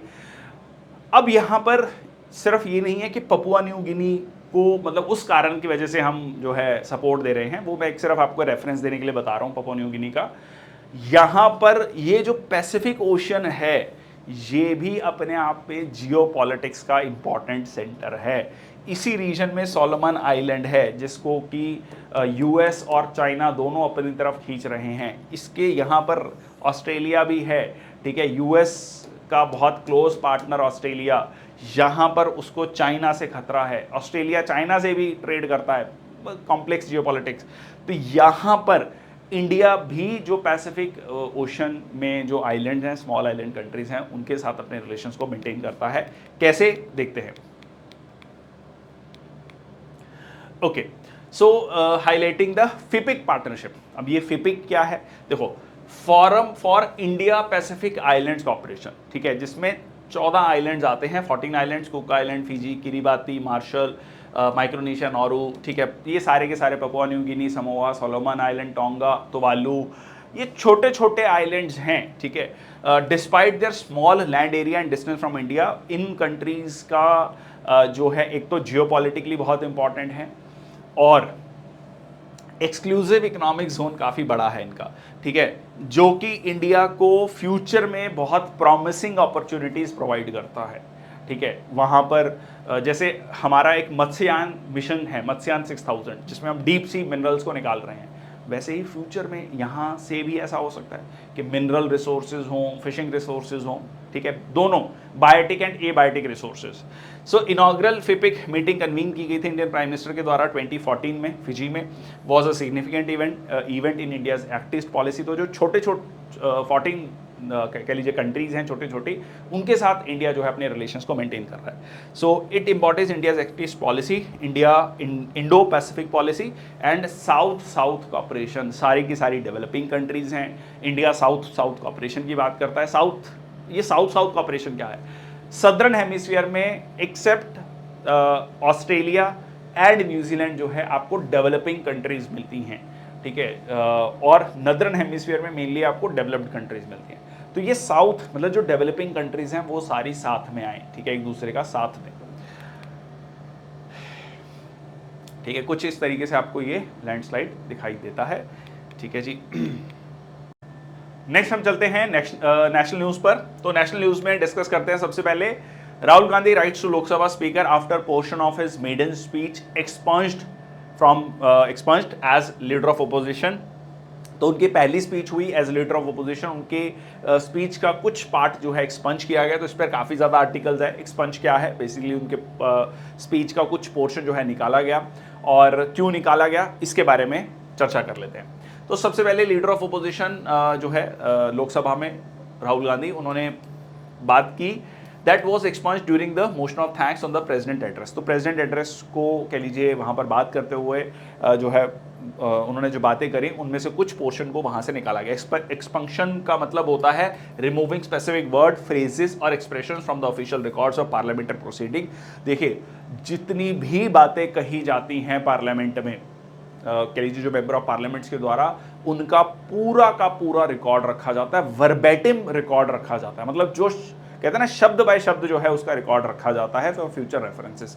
मतलब आपको अगर 1960s में एक एग्जांपल ले रहा हूँ कि मान लो 1960 पे या 1962 के वॉर के बाद पंडित जवाहरलाल नेहरू ने क्या सदन में कहा था, लोकसभा में कहा था, तो उसके बारे में जानना है तो उसका भी आपको वर्ड बाय वर्ड सारी चीज़ें मिल जाएंगी। उसके लिए आपको कह लीजिए लोकसभा की लाइब्रेरी में ये सारा एक्सेस मिल जाएगा। टू मेंटेन द डेकोरम और it eliminates content deemed defamatory, indecent, unparliamentary, undignified. तो उन पार्ट को जो है पार्ट कह लीजिए स्पीच से निकाल दिया जाता है। Chairperson of Rajya Sabha upper house rule 261 कहता है और लोअर हाउस में रूल है आपका 380 एंड 381। एग्जैक्टली रूल पूछा जाए एग्जाम में पॉसिबिलिटी कम है, बट स्टिल इसको ध्यान में रखना क्योंकि इस पे काफी ज्यादा चर्चा हो रही थी। Parliament maintains a verbatim record of all spoken and transpired sessions, तो इसके बारे में मैंने आपको बताया। चलिए आगे चलते हैं। Digital Bharat Nidhi boosting rural telecom connectivity government initiative 2024। देखिए गवर्नमेंट जो है टेलीकॉम कंपनीज पर एक पर्टिकुलर टैक्स लगाती थी और वो टैक्स जो है वो जाता था आपका यूएसओएफ में। अब ये यूएसओएफ क्या है? Universal service obligation fund.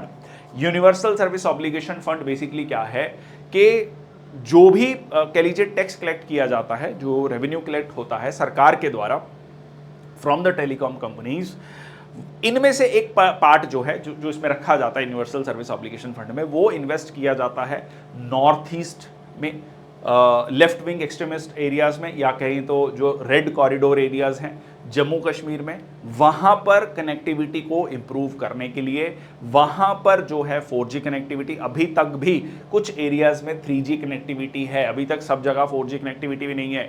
Delhi में या कह लीजिए जो बड़े जो मेट्रोपॉलिटन एरियाज में उसमें हम 5G की बात कर रहे हैं। कई इंडिया के बहुत सारे एरियाज में अभी तक 4G ही है, कई जगह अभी भी 3G है। तो वहाँ पर डिजिटल इंफ्रास्ट्रक्चर को लेके जाना वो यहाँ पर इस फंड से है। बट इस कि एक कह लीजिए एक क्रिटिसिज्म क्या है कि इस फंड को सरकार यूज नहीं कर रही थी एफिशिएंटली, तो इसको बनाया गया है अब डिजिटल भारत निधि। ठीक है, इसको रीनेम किया गया है digital Bharat Nidhi. So operationalise this aimed at increasing the telecom connectivity in rural areas. Telecommunication act 2023 DBN replaces the universal service obligation. तो डिजिटल भारत निधि जो है रिप्लेस करेगा यूनिवर्सल सर्विस ऑब्लिगेशन फंड को। ये 2003 में यूएसओएफ 2003 में किया गया था।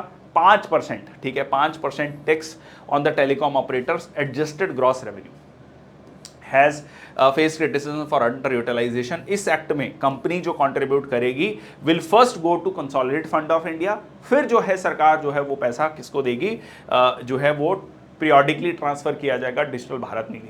तो बेसिकली अब आपका सवाल में आपके दिमाग में एक सवाल आ सकता है कि अच्छा नाम बदलने से क्या हुआ। अल्टीमेटली देखो इसमें क्या है कि सबसे पहले कंसोलिडेटेड फंड ऑफ इंडिया में दिया जाएगा, कुछ पैसा डिजिटल भारत निधि में दिया जाएगा, फिर उसको परफॉर्मेंस बेस्ड रखा जाएगा, आउटकम बेस्ड रखा जाएगा कि आपको फर्दर फंड तभी दिया जाएगा जब आप एक पर्टिकुलर टास्क कंप्लीट करोगे। मान लो आपको टास्क दिया गया कि इस पर्टिकुलर एरिया में 4G कनेक्टिविटी को इंश्योर करना, तो जब अब ये हो जाएगा, ठीक है, ऑन ग्राउंड के हाँ जी 4G कनेक्टिविटी आ गई है, तब जो है फर्दर फंड रिलीज किया जाएगा।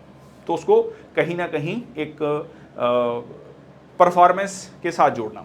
नेक्स्ट आता है टेलीकॉम एक्ट 2023। इसको लेकर भी काफ़ी ज़्यादा आर्टिकल्स हैं, काफ़ी ज़्यादा चर्चा हुई, तो इसको देख लेते हैं। करंटली भारत में 3 एक्ट थे। 3 एक्ट कौन कौन से थे? Indian telegraph act 1885, Indian wireless telegraphy act 1933, telegraph wires unlawful protection act 1950। अब आप इंटरनेट आर्टिफिशियल इंटेलिजेंस की बात कर रहे हैं हम, ठीक है, 5G 6G की बात कर रहे हैं, एक्ट कौन सा है? टेलीग्राफ एक्ट है 1885। तो ये बिल्कुल भी आज की नीड्स को पूरा नहीं करता था, तो इसको ये बहुत ऑब्सोलीट हो चुका था, नए कानून की जरूरत थी। ठीक है, तो सबसे पहला तो कारण ये है इसको बदलने का। Consolidate this act amending laws governing telecommunication services, network infrastructure, spectrum assignment. और सबसे इंपॉर्टेंट चीज है कि आज के समय पर social media, internet is being widely used for all the crimes. वो साइबर क्राइम्स हैं, साइबर वॉरफेयर है, ठीक है, ये सारी चीज़ें। अभी रिसेंटली मैंने इलेक्शंस में फेक न्यूज़ को देखा, तो ये बहुत बड़ा चैलेंज है। तो इसको आप जो है एक ऑब्सोलीट लॉज जो हैं वो 1885 का या 1933 का, उससे गवर्न नहीं कर सकते हैं। अब इसमें की पॉइंट क्या है? सबसे पहले ऑथराइजेशन, प्रायर ऑथराइजेशन चाहिए सेंट्रल गवर्नमेंट की टू प्रोवाइड टेलीकम्युनिकेशन सर्विसेज, ठीक है जी। Establish, operate, maintain, expand telecommunication networks, तो सबसे पहले आपको टेलीकम्युनिकेशन सर्विसेज के लिए सेंट्रल गवर्नमेंट की प्रायर ऑथराइजेशन चाहिए। जो भी आपको टेलीकम्युनिकेशन नेटवर्क चाहिए उसको के लिए भी चाहिए ऑथराइजेशन। स्पेक्ट्रम असाइनमेंट की जाएगी बाय ऑक्शन, ये बहुत इंपॉर्टेंट है, first come first serve basis पे, ऑक्शन के बेसिस पे, ठीक है, हाईएस्ट बिडर को, except for the specified uses, ठीक है, कुछ चीज़ों को छोड़कर, जैसे कि national security, disaster management, weather forecasting, transport, ठीक है, सैटेलाइट सर्विसेज, इसके लिए जो है ज़रूरी नहीं है कि ऑक्शन के थ्रू ही किया जाए, ठीक है। BSNL, MTNL जो सरकार की कंपनीज हैं। Interception and search powers, messages can be intercepted, monitored, ये इसको लेकर क्रिटिसिज्म है, ठीक है, इसको लेकर क्रिटिसिज्म है। अब सरकार का कहना है कि भाई, जैसे मैंने आपको अभी बताया कि आज के समय पर जितने क्राइम्स हैं वो मतलब उसका एक बहुत बड़ा चंक जो है वो साइबर क्राइम्स के थ्रू हो रहा है, तो हमें इन सारी चीज़ों को रोकने की ज़रूरत है। तो वो तभी हो पाएगा जब आपके पास ये पावर होंगी, इंटरसेप्शन एंड सर्च की पावर होंगी। अब दूसरी तरफ इसका ओपोजिशन ये कहा जाता है कि सरकार सीधा सीधा freedom of speech and expression को कटेल करना चाहती है, ठीक है। So public safety, emergency reasons, user protection की बात करें तो मेजर्स, ये एक बहुत इंपॉर्टेंट है एज अ कॉमन यूजर, आप और हमारे लिए। कई बार हमने देखा है आजकल, बीच में ये किया गया था कि डू नॉट डिस्टर्ब का जब आप मैसेज देते थे तब आपको कोई कॉल नहीं आएगा, फिर दोबारा से जो है आपको बहुत सारे मैसेजेस, व्हाट्सएप मैसेजेस, बहुत सारे कॉल्स आते हैं। अब जो है ये इसमें कहा गया कि आपसे प्रायर कंसेंट ली जाएगी, ठीक है, एज ए कंज्यूमर आपसे प्रायर कंसेंट ली जाएगी for specified messages. Do not disturb register maintain किया जाएगा and a mechanism to report malware, malicious software, malware is malicious software. तो इंपॉर्टेंट है कि आपको इस तरीके के चीजें नहीं आएंगे, आपसे परमिशन ली जाएगी। Right of way, telecom infrastructure entities में seek right of way over public and private property on a non discriminatory basis. देखो, राइट ऑफ वे का मतलब क्या होता है? मतलब कहते हैं ना, रास्ते का राइट होना चाहिए। इसका मतलब ये है कि जो भी टेलीकॉम इंफ्रास्ट्रक्चर एंटिटीज हैं वो पब्लिक प्लेसेस पर और प्राइवेट प्लेसेस पर अपने इंफ्रास्ट्रक्चर को खड़ा कर सकती हैं, उनको नॉन डिस्क्रिमिनेटरी बेसिस। मतलब अब मान लो सरकारी ज़मीन है, उस पर BSNL और MTNL को तो मिल रहा है, जो प्राइवेट कंपनीज है उनको नहीं मिल रहा, ठीक है, मौका अपने इंफ्रास्ट्रक्चर को लगाने का। तो ये नहीं होगा, नॉन डिस्क्रिमिनेटरी बेसिस पर सबको मौका दिया जाएगा, ठीक है। तो ये एक बहुत इंपॉर्टेंट पॉइंट है। इसके अलावा ट्राई, ठीक है, telecom regulatory authority of India, उसके अपॉइंटमेंट्स को लेकर अमेंडमेंट की गई, जिसमें कुछ मतलब चेंजेस किए गए, जैसे इंडिविजुअल एटलीस्ट 30 ईयर्स का एक्सपीरियंस होना चाहिए, professional experience to serve as the chairperson, और एटलीस्ट 25 साल का एक्सपीरियंस होना चाहिए, professional expertise to serve as the member of TRAI, ठीक है, ट्राई का मेंबर बनने के लिए 25 साल का एक्सपीरियंस, और चेयरपर्सन बनने के लिए एटलीस्ट 30 ईयर्स का एक्सपीरियंस होना चाहिए। डिजिटल भारत निधि की बात की हमने, allowing its use for telecom services and underserved and research and development. Offences and penalties की बात की गई, अनऑथराइज्ड टेलीकॉम सर्विसेज और access, imprisonment up to 3 years और 2 करोड़ तक का फाइन, और या दोनों हो सकते हैं। तो फाइन जो है काफ़ी बढ़ाया गया है, ठीक है, ये काफ़ी इंपॉर्टेंट चीज़ है। Breaching authorisation term, civil penalty up to 5 crore, ठीक है, 5 करोड़ तक, ठीक है, सिविल पेनल्टी रखी गई है। उसके अलावा एडजुडिकेशन प्रोसेस, सेंट्रल गवर्नमेंट जो है अपॉइंट करेगा एक adjudicating officer of the rank of joint secretary. जो भी इंक्वायरीज होंगी और ऑर्डर्स होंगे सिविल ऑफेंसेस से, तो उसको जॉइंट सेक्रेटरी से, मिनिमम जॉइंट सेक्रेटरी लेवल का ऑफिसर डील करेगा, ठीक है। तो ये कुछ इंपॉर्टेंट चीज़ें हैं जो टेलीकॉम एक्ट में लाई गई हैं। नेक्स्ट आपका ministry of culture initiates project परी, ठीक है, प्रोजेक्ट परी, सीधा सीधा क्वेश्चन बनता है, प्रोजेक्ट परी क्या है, ठीक है, for the 46th world heritage meeting, ठीक है, वर्ल्ड हेरिटेज कमेटी मीटिंग। तो इसमें देख लेते हैं क्या क्या चीज़ें हैं। आपका परी का फुल फॉर्म क्या है? तो प्रोजेक्ट परी, so public art of India, ठीक है, public art of India for the 46th world heritage committee meeting.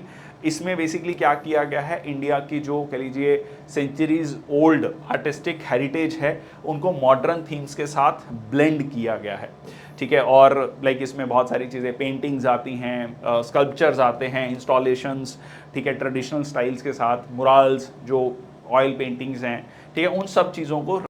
तो ये है आपकी अलग अलग स्टेट्स की पेंटिंग्स को, तो इनको हम डिस्कस करेंगे, बहुत इंपॉर्टेंट है।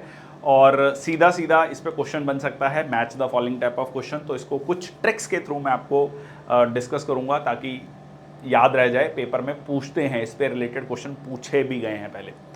चलो, राजस्थान में फाट पेंटिंग्स पिछावी एंड बानी थनी, ठीक है, तो इसको आप ऐसे याद रख सकते हो, खंबा गनी, ठीक है, खंबा गनी, बानी थनी, बड़ा सिमिलर साउंडिंग है, ठीक है। अरावलीज हैं, पर ऐसे पहाड़ हैं जहाँ पर वो मानसून को नहीं रोक पाते, तो पीछे कोई बारिश नहीं होती है ना। हम कहते हैं कि बारिश, बादल गुजर रहा था, पीछे बारिश छोड़ गया, बादल आगे चला गया, पर यहाँ पर जब बादल गुजरता है तो पीछे बारिश नहीं छोड़ के जाता, बादल गुजर जाता है पर पीछे कुछ भी नहीं छोड़ के जाता।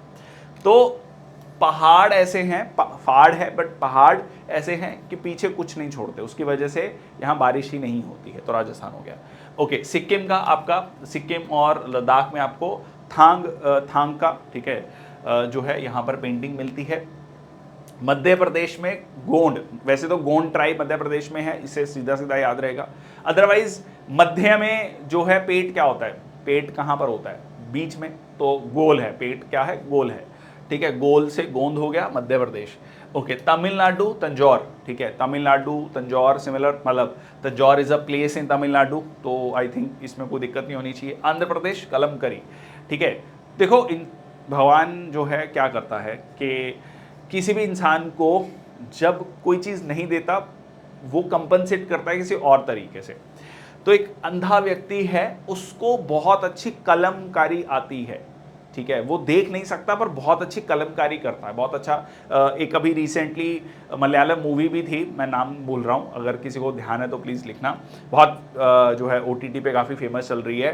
तो उसमें एक लड़की दिखाते हैं, तो जो है उसको बहुत अच्छी स्कल्पचर बनाना आता है, ठीक है, अंधी है बट उसको स्कल्पचर बनाना आता है, ठीक है, तो उससे आपको याद हो गया, अंधा व्यक्ति है, बहुत अच्छी कलमकारी कर रहा है। Okay, West Bengal Alpona art and Pattachitra, ठीक है, तो यहाँ पर देखो, त्रिपुरा का अल्पना और वेस्ट बंगाल अल्पना, रसगुल्ला, ठीक है, तो अल्पना का कल्पना, अल्पना, अल्पोना, ठीक है, अल्पोना हो गया, तो नाम से थोड़ा याद रहेगा।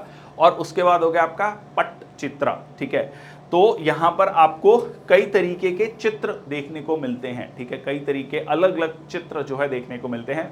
मतलब बंगाल में आप जाओ, हर चीज़ मिलेगी आपको सुंदरबंस देखना है, आपको मैदान देखना है, आपको नदी देखनी है, आपको पहाड़ देखना है, हिमालयस देखने हैं, सारी चीज़ें आपको मिलेंगी, बंदरगाह देखनी है, आइलैंड देखना है, सब कुछ है, ठीक है, हर तरीके का चित्र यहाँ पर है, ठीक है। ओके, तेलंगाना चेरियल पेंटिंग, तो घर में क्या हो रहा है, तेल लगाया जा रहा है, सर पे चंपी चल रही है और आप बैठ के क्या कर रहे हो, चेरी खा रहे हो, ठीक है, क्या कर रहे हो, चेरी खा रहे हो, ठीक है, तो चंपी चल रही है और साथ में चेरी चल रही है।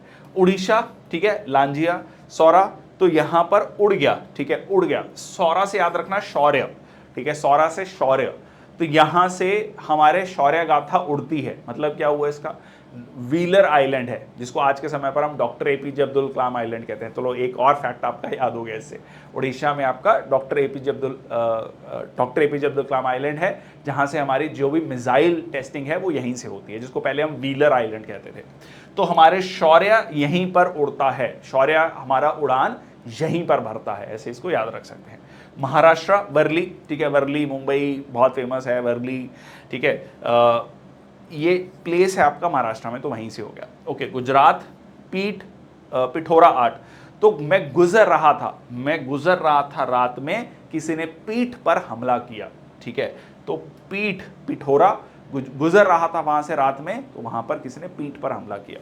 ओके, उत्तराखंड आईपन, ठीक है, आईपन उत्तराखंड, तो इसको ऐसे याद रखना, IAI all India, artificial intelligence भी है वैसे तो आजकल, ऑल इंडिया या पैन इंडिया, ठीक है, ऑल इंडिया या पैन इंडिया से लोग उत्तराखंड आते हैं, देवी देवताओं का प्रदेश माना जाता है, दर्शन करने के लिए यहाँ पर जाते हैं, बद्रीनाथ के दर्शन, ठीक है, गंगोत्री, यमुनोत्री, ठीक है, जो है सबके दर्शन करने यहाँ पर लोग जाते हैं। केरला में केरल मुराल्स, नाम से क्लियर हो गया, ठीक है। त्रिपुरा, ये अल्पना, ये हमने इससे डिस्कस किया, त्रिपुरा में भी बंगाली पॉपुलेशन है, तो वहाँ पर भी आपको अल्पना आर्ट देखने को मिलती है, ठीक है। तो मोटा मोटा पेपर में अगर आपको चीज़ें याद रह गई तो match the following type of question आसान है। नेक्स्ट आता है आपका, Karnataka government set to begin Navu Manujaru programme in schools, ठीक है, तो यहाँ पर कर्नाटका गवर्नमेंट जो है एक प्रोग्राम लॉन्च किया है, ठीक है जी। इसका मकसद है सोशल हार्मनी को प्रमोट करना, टॉलरेंस को प्रमोट करना और साइंटिफिक टेम्पर को प्रमोट करना, जो कि मोटा मोटा अगर हम देखें जो हमारी फंडामेंटल ड्यूटीज़ हैं, जो ये बातें कही गई हैं वही बात यहाँ पर कही गई है। कॉन्स्टिट्यूशनल वैल्यूज़ अमंग स्टूडेंट्स, ठीक है, comments from the current academic years, और इसमें एडेड और अनएडेड प्राइमरी और हाई स्कूल्स को भी कैटर किया जाएगा। और 2 घंटे की डिस्कशन की जाएगी हर हफ्ते on and dialogues divided into 3 periods of 40 minutes each, ठीक है। तो 40-40 मिनट के 3 पीरियड्स में इन सब चीज़ों पर डिस्कशन होगी। नेक्स्ट है आपका टाटा पावर लॉन्चेस घर घर solar initiative in Uttar Pradesh. देखो, भारत सरकार ने एक प्रोग्राम लॉन्च किया था सूर्य बिजली, पीएम सूर्य घर योजना, ठीक है। तो उसी चीज़ को आगे बढ़ाते हुए टाटा पावर सोलर सिस्टम्स ने कहा है घर घर solar project in Varanasi Uttar Pradesh aimed at promoting clean energy adoption. इस इनिशिएटिव में क्या होगा, 10 लाख घरों में रूफटॉप सोलर जो है इंस्टॉल किया जाएगा और इसमें ऑब्वियसली सब्सिडीज भी दी जाएंगी अप टू 1,08,000। और ये कहा गया है, देखो एक बहुत बड़ी प्रॉब्लम क्या आती है कि इंस्टॉलेशन में बहुत समय लगता है, तो इन्होंने कहा है installation utilise advanced bifacial panels और enabling quick setup within 7 days, 7 दिन के अंदर अंदर ये सेटअप किया जाएगा। टिपिकल 3 किलोवाट का अगर एक सिस्टम लगता है तो एक फैमिली का 27,000 रुपये बिजली का बिल जो है वहाँ पर सेव होता है and net metering is available for additional savings. तो यहाँ पर भारत सरकार जो है, जो टारगेट है हमारा 2030 तक 500 गीगावाट की बिजली, या जिसको हम कहें 5 लाख मेगावाट की बिजली रिन्यूएबल एनर्जी से आनी है, तो उसका एक बहुत बड़ा कंपोनेंट है पीएम सूर्य घर योजना। नेक्स्ट आपका हज committee now under minority affairs. पहले जो है हज कमेटी आती थी मिनिस्ट्री ऑफ एक्सटर्नल अफेयर्स के तहत, अब इसको माइनॉरिटी अफेयर्स के अंतर्गत कर दिया गया है for better coordination. Minority affairs के पास बेटर डाटा अवेलेबल रहता है, तो सारी चीज़ों को एडमिनिस्ट्रेटिव कन्वीनियंस के लिए ये स्टेप लिया गया है। New rules, nomination of officers from various ministers to the committee, और जो पहला कह लीजिए जो सारा का सारा काम था वो कौन देखता था, एक्सटर्नल अफेयर्स मिनिस्ट्री देखती थी, अब ये किसको दे दिया गया है, मिनिस्ट्री ऑफ माइनॉरिटी अफेयर्स को। नेक्स्ट आता है आपका उत्तर प्रदेश लॉन्चेस मित्र 1 इनिशिएटिव अलोंग बॉर्डर्स। तो मित्र 1 जो है इनिशिएटिव लॉन्च किया गया है इन 35 districts that share borders with other states, union territories and Nepal. वृक्षारोपण जन अभियान और ठीक है जी, स्टैब्लिश दीज मित्र 1। अब इसको फर्दर जो है कैटेगराइज किया गया, additionally special forest such as Shakti Van, Yuva Van, Bal Van, नाम से क्लियर है, यंगस्टर्स के लिए, बच्चों के लिए, ठीक है, will be created in each district under the वृक्षारोपण जन अभियान 2024। भारत सरकार ने, प्राइम मिनिस्टर ने एक और एक पेड़ माँ के नाम, ठीक है, ये प्रोजेक्ट भी आपका शुरू किया on the world environment day, ठीक है, वो भी इंपॉर्टेंट है। नेक्स्ट आपका decoding supreme court's verdict on divorced Muslim right to maintenance under section 125 CRPC। देखिए इसी सेक्शन 125 के तहत जो मेंटेनेंस की बात थी, उसी में हम शाह बानो केस देखते हैं 1980s में, जो कि बहुत बड़ा केस बना और आज तक उसके बारे में चर्चा होती है। तो यहाँ पर दोबारा से देखिए, थोड़ा सा उसकी कहानी भी बता देता हूँ। शाह बानो केस में एक कह लीजिए 62 वर्ष की 62 ईयर्स की महिला 43 ईयर्स की मैरिज के बाद 19 साल में उनकी शादी होती है। 43 साल शादी के बाद जो है उनके पति, जो कि एक बहुत बड़े वकील थे, वो उनको ट्रिपल तलाक देते हैं और जो है उनको मेंटेनेंस देने से मना करते हैं। उसमें मुस्लिम लॉज के तहत सिर्फ इद्दत पीरियड, जो कि 90 दिन का पीरियड होता है, उस समय पर मेंटेनेंस दी जाएगी। वो मेंटेनेंस क्लेम करती हैं अपने पति से, बट उनको नहीं मिलती। कोर्ट जो है उनको मेंटेनेंस देता है। ये केस जो है डिस्ट्रिक्ट कोर्ट से लेकर सुप्रीम कोर्ट तक पहुंचता है। सुप्रीम कोर्ट एग्री करता है कि सेक्शन 125 के तहत इनको जो है क्या मिलना चाहिए, मेंटेनेंस मिलना चाहिए। बट कह लीजिए वहाँ पर उस समय की सरकार, जिसके पास 400 से ज़्यादा एमपीज थे पार्लियामेंट लोकसभा में, वो जो है प्रेशर में आकर एक कानून पास करती है।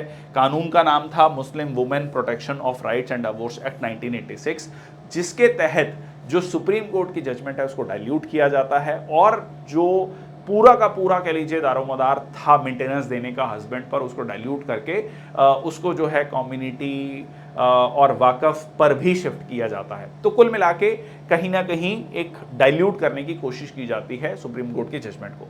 अब दोबारा से कह लीजिए उसको लेकर ये सेम कहानी आई है। सदर्न इंडिया में, आंध्र प्रदेश में एक पर्टिकुलर केस आता है, उसको लेकर महिला जो मेंटेनेंस क्लेम करती है, फिर दोबारा से यही डिस्कशन होता है सेक्शन 125, और एक तरफ मुस्लिम पर्सनल लॉ या कोई भी पर्सनल लॉ, किसके बीच में बैलेंस बिठाया जाए। तो यहां पर सुप्रीम कोर्ट ने कहा रूल्ड के जो एक डाइवोर्स मुस्लिम वुमन है is entitled to claim maintenance under section 125 of CrPC from her former husband.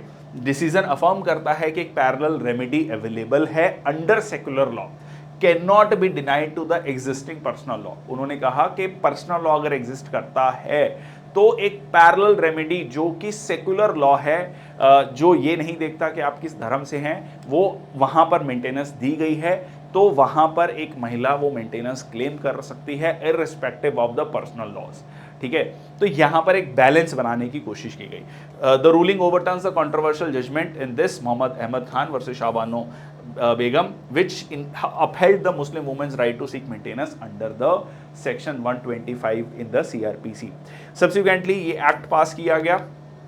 अब यहाँ पर जो रिसेंट जजमेंट आई है, तो यहाँ पर सुप्रीम कोर्ट ने ये कहा है कि सेक्शन 125 और जो प्रोविजंस दिए गए हैं Muslim women protection on divorce act 1986 में, ये दोनों को एग्जिस्ट करते हैं। ठीक है जी, और ये एक दूसरे के अगेंस्ट में नहीं है। ये जजमेंट जो है जस्टिस पीवी नागरदना, जो कि महिला जज हैं, जो कि eventually chief justice of India भी बनेंगी, Augustine George Masih delivered a separate but concurring judgment upholding the rights of Muslim women. तो कुल मिला के उन्होंने कहा, ये सॉरी मैं आपको आंध्र प्रदेश कहा, I am really sorry, Telangana high court में ये केस आया था आपका। डायरेक्टिव 10,000 इंटर मेंटेनेंस की बात की गई, जो कि पति को कहा गया कि आपको मेंटेनेंस देनी है। पति जो है फिर उसके काउंटर में कहता है कि ये पर्टिकुलर एक्ट है 1986 का जिसमें कहा गया है कि मेंटेनेंस देने की ज़रूरत नहीं है, तो मैं जो है इसमें फॉल करता हूँ। तो सुप्रीम कोर्ट ने ये कहा है कि नहीं, ठीक है, एक महिला जो है सेक्शन 125 सीआरपीसी के तहत मेंटेनेंस क्लेम कर सकती है irrespective of the personal loss. वो भी है, दोनों का एक आइडियल बैलेंस है। ठीक है, तो यहाँ पर सुप्रीम कोर्ट की ये जजमेंट आई है। Section 125 CrPC codifies maintenance laws for destitute wives, children and parents. ठीक है जी, ये अलाउ करता है मजिस्ट्रेट को to order for a monthly maintenance if a person with sufficient means neglect or refuses to support their wife. Muslim Women Protection of Rights Divorce Act applies specifically to the Muslim woman, governs maintenance claims during the divorce. ठीक है जी, तो यहाँ पर जो है it guarantees maintenance payment only during the इद्दत period. ये कहानी मैं आपको ऑलरेडी बता चुका हूँ। नेक्स्ट चलते हैं, सेंट्रल डिक्लेयर जून 25 एज संविधान हत्या दिवस। सेंटर ने डिक्लेयर किया है कि 25 जून 1975 को इमरजेंसी लगाई गई थी इंटरनल डिस्टर्बेंस को कहते हुए।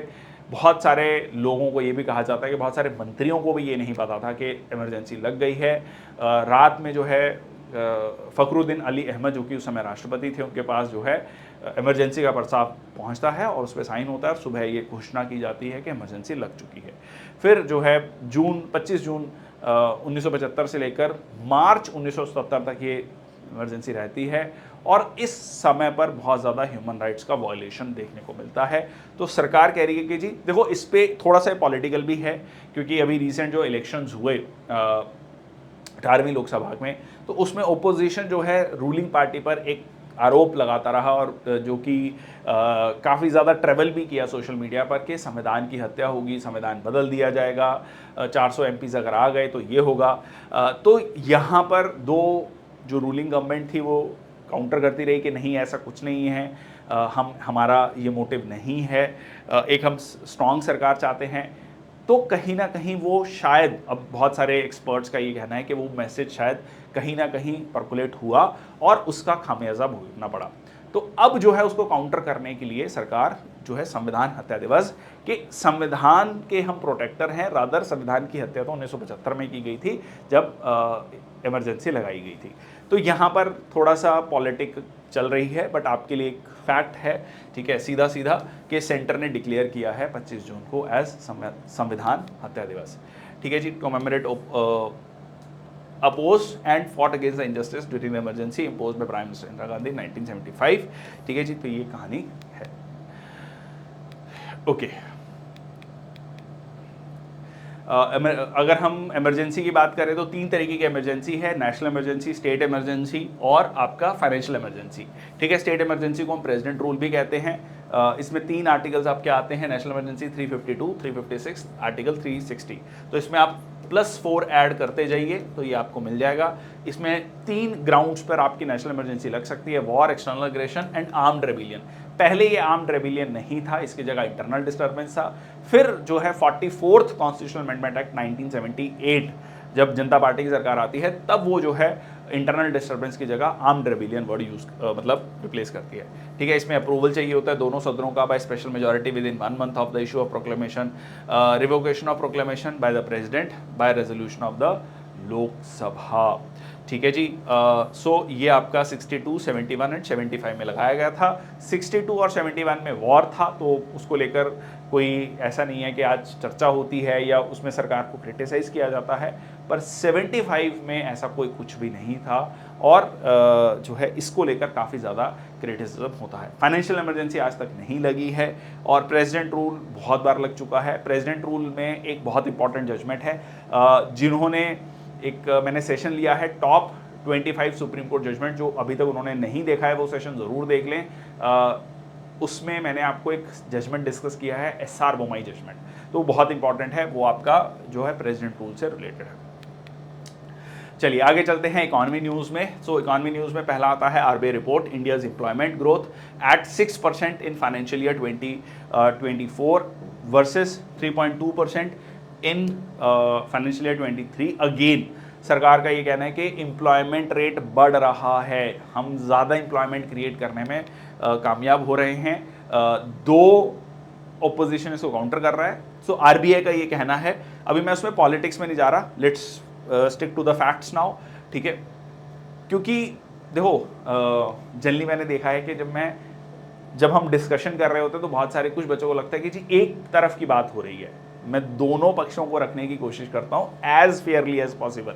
ठीक है, सो हमारा यहाँ पर, मैं कई बार बोलता भी हूँ, हमारा मकसद यहाँ पर पॉलिटिक्स डिस्कस करना नहीं, पॉलिटी डिस्कस करना है, डिस्कशन करना है, दोनों व्यू पॉइंट्स को समझना है।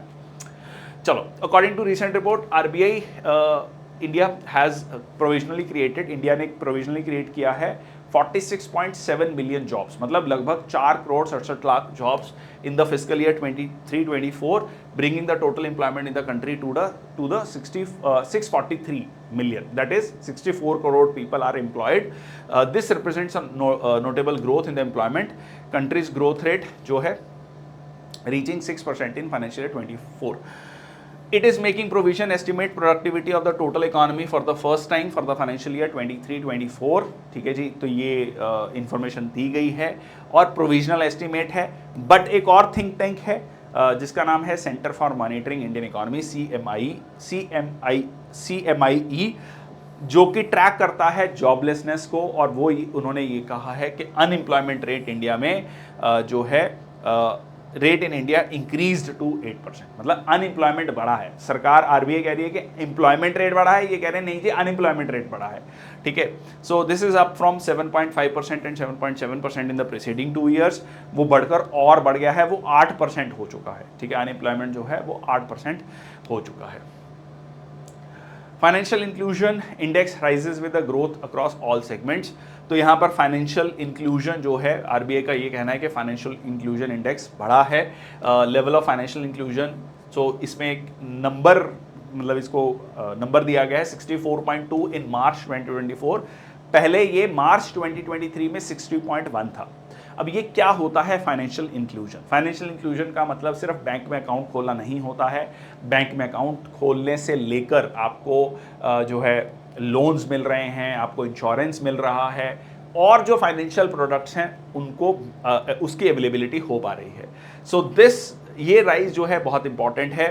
ग्रोथ अक्रॉस ऑल सब indices reflecting a deepening of financial inclusion efforts. ठीक है जी, जिसमें जैसे मैंने आपको बताया फाइनेंशियल सर्विसेज को प्रोवाइड करना irrespective of the income levels. ठीक है जी, एंड जो है savings loan services to the less privileged affordable.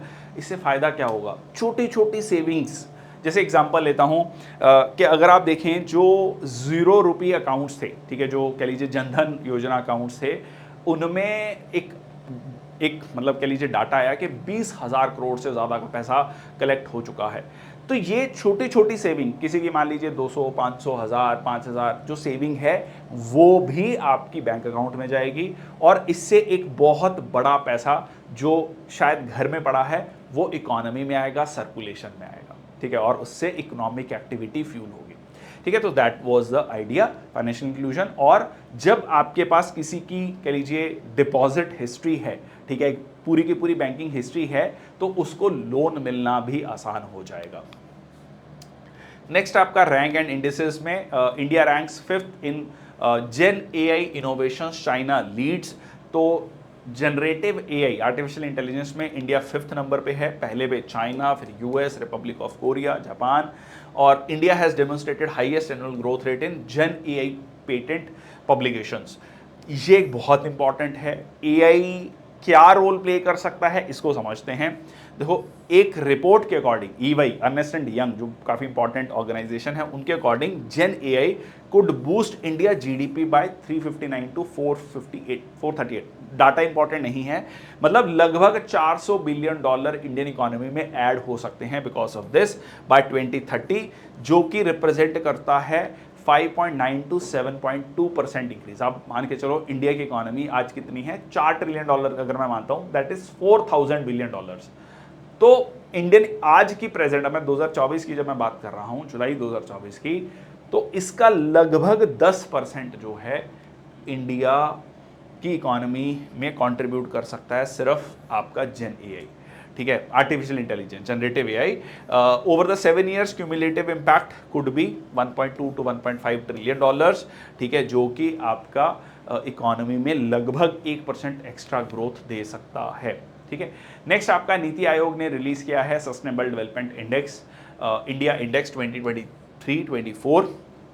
देखिए, सस्टेनेबल डेवलपमेंट गोल जो हैं यूनाइटेड नेशंस के द्वारा रखे गए थे, जिसमें कि हम बात करते हैं 17 गोल्स की, और इन गोल्स को 2030 तक अचीव करना है, जिसमें बहुत इंपॉर्टेंट है जीरो हंगर हो, ठीक है, मतलब सोशो इकोनॉमिक गोल्स है, और किस तरीके से सामाजिक आर्थिक विकास हो, और उसको लेकर नीति आयोग उन्हीं क्राइटेरियाज पर इंडिया में भी अमंग द स्टेट्स एक कह लीजिए इंडेक्स लेकर आती है, जो कि अलग अलग स्टेट्स को कंपेयर करता है और अलग अलग स्टेट्स को बताता है कि आप किस लेवल पे हो, ठीक है, आप किस तरीके से ग्रो कर रहे हो, ठीक है, इन इंडिसेस में किस लेवल पे ग्रो कर रहे हो। सो इसको सस्टेनेबल डेवलपमेंट गोल को जो है भारत अचीव कर रहा है, एंड प्राइमरी टूल है फॉर मेजरिंग नेशनल एंड सब national progress on the SDGs। India का जो कॉम्पोजिट स्कोर है वो इंप्रूव हुआ है टू 71, रिफ्लेक्टिंग एडवांसमेंट्स अक्रॉस कई सेक्टर, जैसे कि poverty रेडिकेशन, economic growth, climate change action, biodiversity conservation. 2018 से 2023-24 में फास्टेस्ट मूविंग स्टेट्स रही है उत्तर प्रदेश, जिसने 25 का स्कोर इंप्रूव किया है, फॉलोड बाय J&K, उत्तराखंड में 19, सिक्किम में 18, हरियाणा में 17, ठीक है, असम, त्रिपुरा, पंजाब, ठीक है। तो ये अलग अलग स्टेट्स हैं जिनके रैंक में इतनी इंप्रूवमेंट आई है।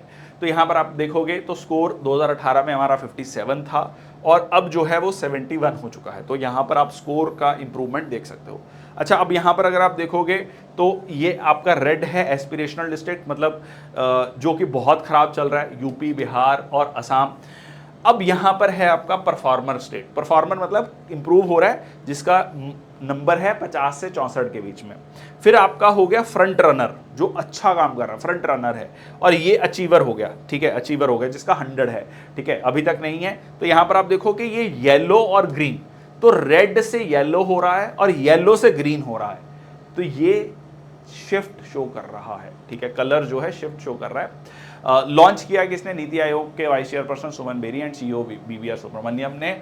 और नंबर जो मैंने आपको बताया, 113 इंडिकेटर्स में इसको कह लीजिए चेक किया जाता है, computing goal specific scores on a scale from 0 to 100। 100 signify करता है achievement of all the sustainable development goals, targets, obviously वहाँ पे नहीं है। तो 71 क्या बताता है कि 100 में से लगभग 70% जो है हमने अचीव कर लिया है, ठीक है।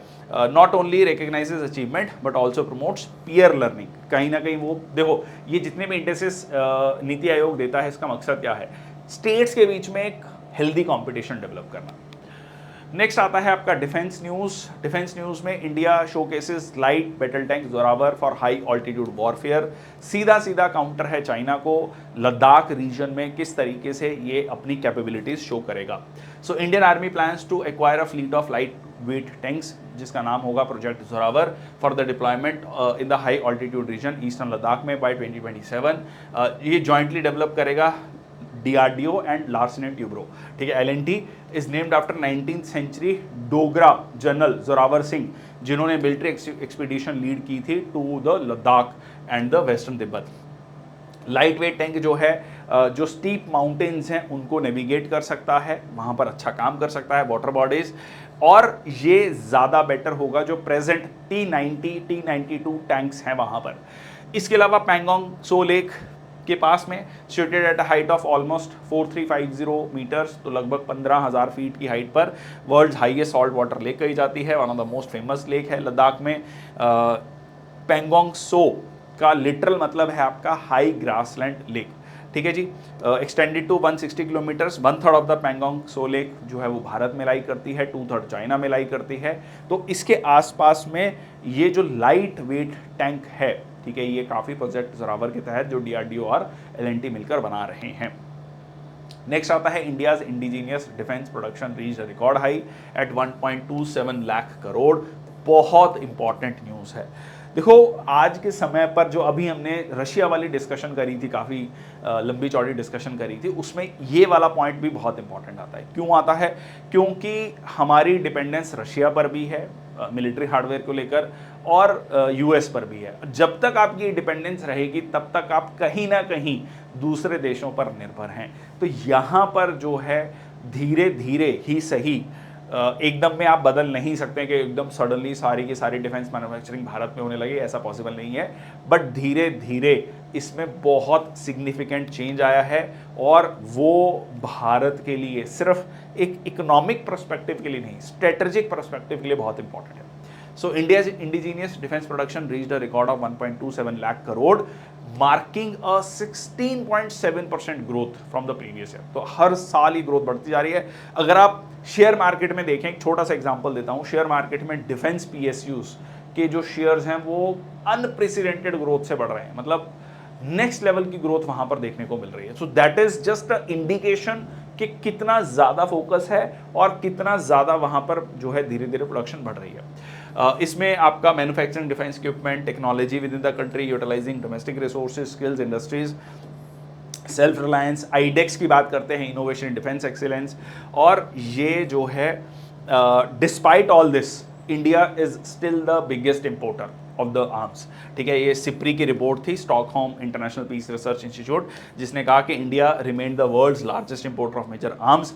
2019 से लेकर 23 तक, मतलब ये 5 साल के पीरियड में पूरी दुनिया में जो ग्लोबल आर्म्स का कह लीजिए सेल हुआ है उसमें 9.8%, तो मोटा मोटा 10% कह लीजिए से जो आर्म्स कह लीजिए सेल हुआ है वो इंडिया ने खरीदा है। ठीक है, तो ये बहुत बड़ी बात है। तो India is still the biggest importer. But हाँ, यहाँ पर अगर आप इस डाटा को देखें तो ये बड़ा इंटरेस्टिंग डाटा है। तो इंडिया के डिफेंस एक्सपोर्ट्स जो हैं, अगर आप देखोगे एक्सपोर्ट्स, तो इसमें इन एक्सपोर्ट्स में सिर्फ आपके डिफेंस PSUs के एक्सपोर्ट्स ले रहा है ये, जो है आपके जो प्राइवेट डिफेंस कंपनीज है उनके नहीं ले रहा है इंडिया में। ठीक है, तो ये एक्सपोर्ट्स 4,600 करोड़ से बढ़कर देखो लगभग 4 गुना हो चुके हैं। ये सिर्फ सरकारी कंपनियों के डिफेंस एक्सपोर्ट की बात कर रहा है। ठीक है, ओवरऑल प्रोडक्शन की भी बात नहीं कर रहा। तो ये भी एक तरफ इशारा कर रहा है। ठीक है, तो ये आपका लाइन ऑफ एक्चुअल कंट्रोल, ये शक्सगम वैली, और यहाँ पर वो आपका project Zorawar, DRDO and LNT, ध्यान रखना है। नेक्स्ट आता है अजरबैजान आर्मी पार्टिसिपेट्स इन एक एक्सरसाइज है जिसका नाम है बेरलित्स्क। ठीक है, joint military exercise in Kazakhstan. तो अजरबैजान और कजाकिस्तान एक्सरसाइज करेंगे। ठीक है, बहुत ज़्यादा इंडिया के पर्सपेक्टिव से इंपॉर्टेंट नहीं है, but just to have this in mind. Operational tactical command staff training होगी कैस्पियन सी, और जॉइंट मिलिट्री ड्रिल है। अजरबैजान जो है वो अजरबैजान और आर्मेनिया के बीच में डिस्प्यूट है नगोर्नो काराबाख रीजन को लेकर। ठीक है, कजाकिस्तान जिसकी कैप्टन नूर सुल्तान और जिसके बहुत क्लोज रिलेशंस हैं रशिया के साथ। ठीक है, तो ये उस कंटेक्स्ट में भी आपको इसको देखना है। नेक्स्ट आपका Indian air force participation in exercise pitch black 2024। Indian air force जो है पिच ब्लैक एक्सरसाइज, ठीक है जी। तो ये पिच ब्लैक एक्सरसाइज कहाँ पर है? ऑस्ट्रेलिया के साथ, डार्विन एयरबेस। अगर आप ऑस्ट्रेलिया का मैप देखोगे, ठीक है, सॉरी ये थोड़ा गलत हो गया, ठीक है, ऑस्ट्रेलिया का अगर आप मैप देखोगे तो ऑस्ट्रेलिया के मैप में आपको एक चीज़ खास मिलेगी कि जो है BSc MA PhD, मैं कई बार इसकी ट्रिक भी बताता हूँ आपको, BSc MA PhD। तो अगर आप ईस्ट से चलोगे तो Brisbane, Sydney, Canberra, Melbourne, Adelaide, Perth, Darwin, ठीक है। तो डार्विन एयर बेस पर जो है royal Australian air force to take part in the biennial मतलब 2 साल में एक बार होती है पिच ब्लैक एक्सरसाइज। और यहाँ पर भावना कांत जो कि फर्स्ट फीमेल पायलट हैं इंडियन एयरफोर्स की to fly Su-30 MKI fighter planes, वो भी पार्टिसिपेट करेंगी, ठीक है जी। तो ये एक्सरसाइज होगी आपकी by the royal Australian air force, initiated in 1981। Next आपका पर्सन इन न्यूज़ की बात कर लेते हैं। सबसे पहला बहुत इंपॉर्टेंट, पेज़ेश्कियान, ठीक है, जो है इलेक्टेड एज ईरान प्रेसिडेंट। तो ये नए जो है मसूद रिफॉर्मिस्ट माने जाते हैं। खास बात ये है हार्ड लाइनर को हरा के गए हैं। अभी रिसेंटली ईरान के जो राष्ट्रपति थे इब्राहिम राइजी, उनका जो है प्लेन क्रैश में उनकी मौत हो गई, उनकी डेथ हो गई। और उसके बाद इलेक्शंस हुए। इलेक्शंस में एक तरफ हार्डलाइनर थे, एक रिफॉर्मिस्ट हैं। ये रिफॉर्मिस्ट हैं जो जीते हैं, डॉक्टर हैं, सर्जन हैं, 71 ईयर ओल्ड हैं। और जो है इन्होंने जो कंजर्वेटिव राइवल सईद जलीली को हरा दिया है, 53% इनको वोट मिला। बहुत इंपॉर्टेंट है, सीधा सीधा क्वेश्चन बनता है। नेक्स्ट आता है Elisa de Anda Madrazo Razo assumes FATF presidency 2024 to 2026। Financial action task force की प्रेसिडेंसी जो है मैक्सिको की एलिजा के पास गई है। Assume the presidency of this for a 2-year term, जुलाई 2024 से लेकर जून 2026 तक, appointed by the FATF plenary among the members. इससे पहले सिंगापुर के टी राजा कुमार के पास जो है ये प्रेसिडेंसी थी या प्रेसिडेंट थे। टी राजा कुमार नाम से क्लियर है कि भारतीय मूल के हैं, सिंगापुर के हैं वैसे। और establish in 1989 by G7 meeting in Paris. मकसद क्या था? मनी लॉन्ड्रिंग को रोकना, ठीक है। और फैटफ काफ़ी ज़्यादा एक्टिव हो गया 2001 में जो ट्विन टावर्स में यूएस में हमला हुआ था, उसके बाद फाइनेंशियल एक्शन टास्क फोर्स जो है काफ़ी ज़्यादा एक्टिव हो जाता है। मतलब 89 से लेकर 2001 तक भी काम करता रहा पर बहुत ज़्यादा एक्टिव नहीं था। पर उसके बाद फाइनेंशियल एक्शन टास्क फोर्स ने अपनी पावर्स को बहुत ज़्यादा एक्सरसाइज करना शुरू किया, ठीक है। रिसेंटली पाकिस्तान जो है इसमें इसकी ग्रे लिस्ट में था, उसको बाहर किया गया है। अब काफ़ी सालों से वो ग्रे लिस्ट में चल रहा था। तो ये 2 तरीके की लिस्ट को मेंटेन करते हैं, ग्रे लिस्ट और एक ब्लैक लिस्ट। ग्रे लिस्ट होता है वार्निंग कि आप सुधर जाइए, नहीं तो आप ब्लैक लिस्ट में चले जाएंगे। ब्लैक लिस्ट में जाते ही बहुत सारी रिस्ट्रिक्शंस लग जाती हैं इंटरनेशनल लेवल पर, बहुत ज़्यादा फाइनेंसेस में दिक्कत आती है। इंटरनेशनल इंस्टीट्यूशन से फाइनेंसेस लेने में, ग्लोबल लेवल पर पैसा इकट्ठा करने में बहुत दिक्कत आती है। बहुत हायर इंटरेस्ट रेट पर आपको पैसा मिल पाता है और कई जगह मिल ही नहीं पाता है। इंडिया ने ज्वाइन किया था एज ऑब्जर्वर इन 2006। फाइनली जो है इंडिया 2010 में इसका फुल मेंबर बनता है। नेक्स्ट आता है रशेल रीव्स, ब्रिटेन की पहली वुमेन फाइनेंस चीफ बन गई हैं, या कह लीजिए वहाँ पर ये फाइनेंस मिनिस्टर वर्ड यूज़ नहीं किया जाता, वहाँ पर चांसलर वर्ड यूज़ किया जाता है। जैसे ऋषि सुनक थे पहले, बाद में वो प्रधानमंत्री बने, पहले वो चांसलर थे, ठीक है, फाइनेंस मिनिस्टर थे। अब जो है पहली बार वहाँ पर ये हुआ है कि ब्रिटेन में महिला जो है वित्त मंत्री बनी हैं, ठीक है। तो ये है आपका रशेल रीव्स। क्योंकि ऋषि सुनक की जो पार्टी है कंजर्वेटिव पार्टी हार गई है, लेबर पार्टी जीती है, कीन स्टेरमर हमने पढ़ा था, वो जो है प्रधानमंत्री बने।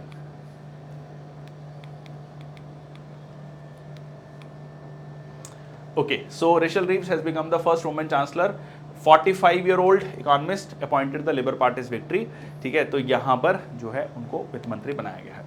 नेक्स्ट आता है HCL tech, Roshni Nadar Malhotra receives France highest civilian honour. तो HCL टेक की कह लीजिए chairperson of IT services from HCL tech was conferred with Chevalier de la Legion de Honneur, जो कि knight of the legion of honour बहुत prestigious award है, France के द्वारा दिया जाता है। ये शुरू किया गया था नेपोलियन बोनापार्ट के द्वारा। Highest civilian award bestowed by the French republic. ये रिकग्नाइज करता है इंडिविजुअल्स को for their exceptional services to France irrespective of their nationality. और ये दिया गया है रोशनी नादर मल्होत्रा, चेयरपर्सन है आईटी जॉइंट HCL टेक की, उनको ये ऑनर दिया गया है। Similarly prime minister Modi to receive highest civilian honour for outstanding service. तो यहाँ पर रशिया ने भी अपना हाईएस्ट सिविलियन ऑनर दिया है भारत के प्रधानमंत्री को। सो ये इसका नाम है order of saint Andrew the apostle of the first called. अब इसमें इंटरेस्टिंग पॉइंट ये है, ये शुरू कब हुआ था, ये देखो, ये शुरू हुआ था पीटर द ग्रेट के द्वारा 1698 में। तो इतना पुराना ये अवार्ड है और one of the Russia's highest state honours. और बीच में कुछ समय के लिए इसको सस्पेंड कर दिया गया था जब रशियन रेवोल्यूशन के बाद, बट फिर इसको रिन्यू किया गया। और रिसेंटली चाइना के राष्ट्रपति शी जिनपिंग 2017 में उनको मिला, और कजाकिस्तान के राष्ट्रपति नूरसुल्तान नजरबेव, उनको भी ये अवार्ड दिया गया था। ठीक है जी।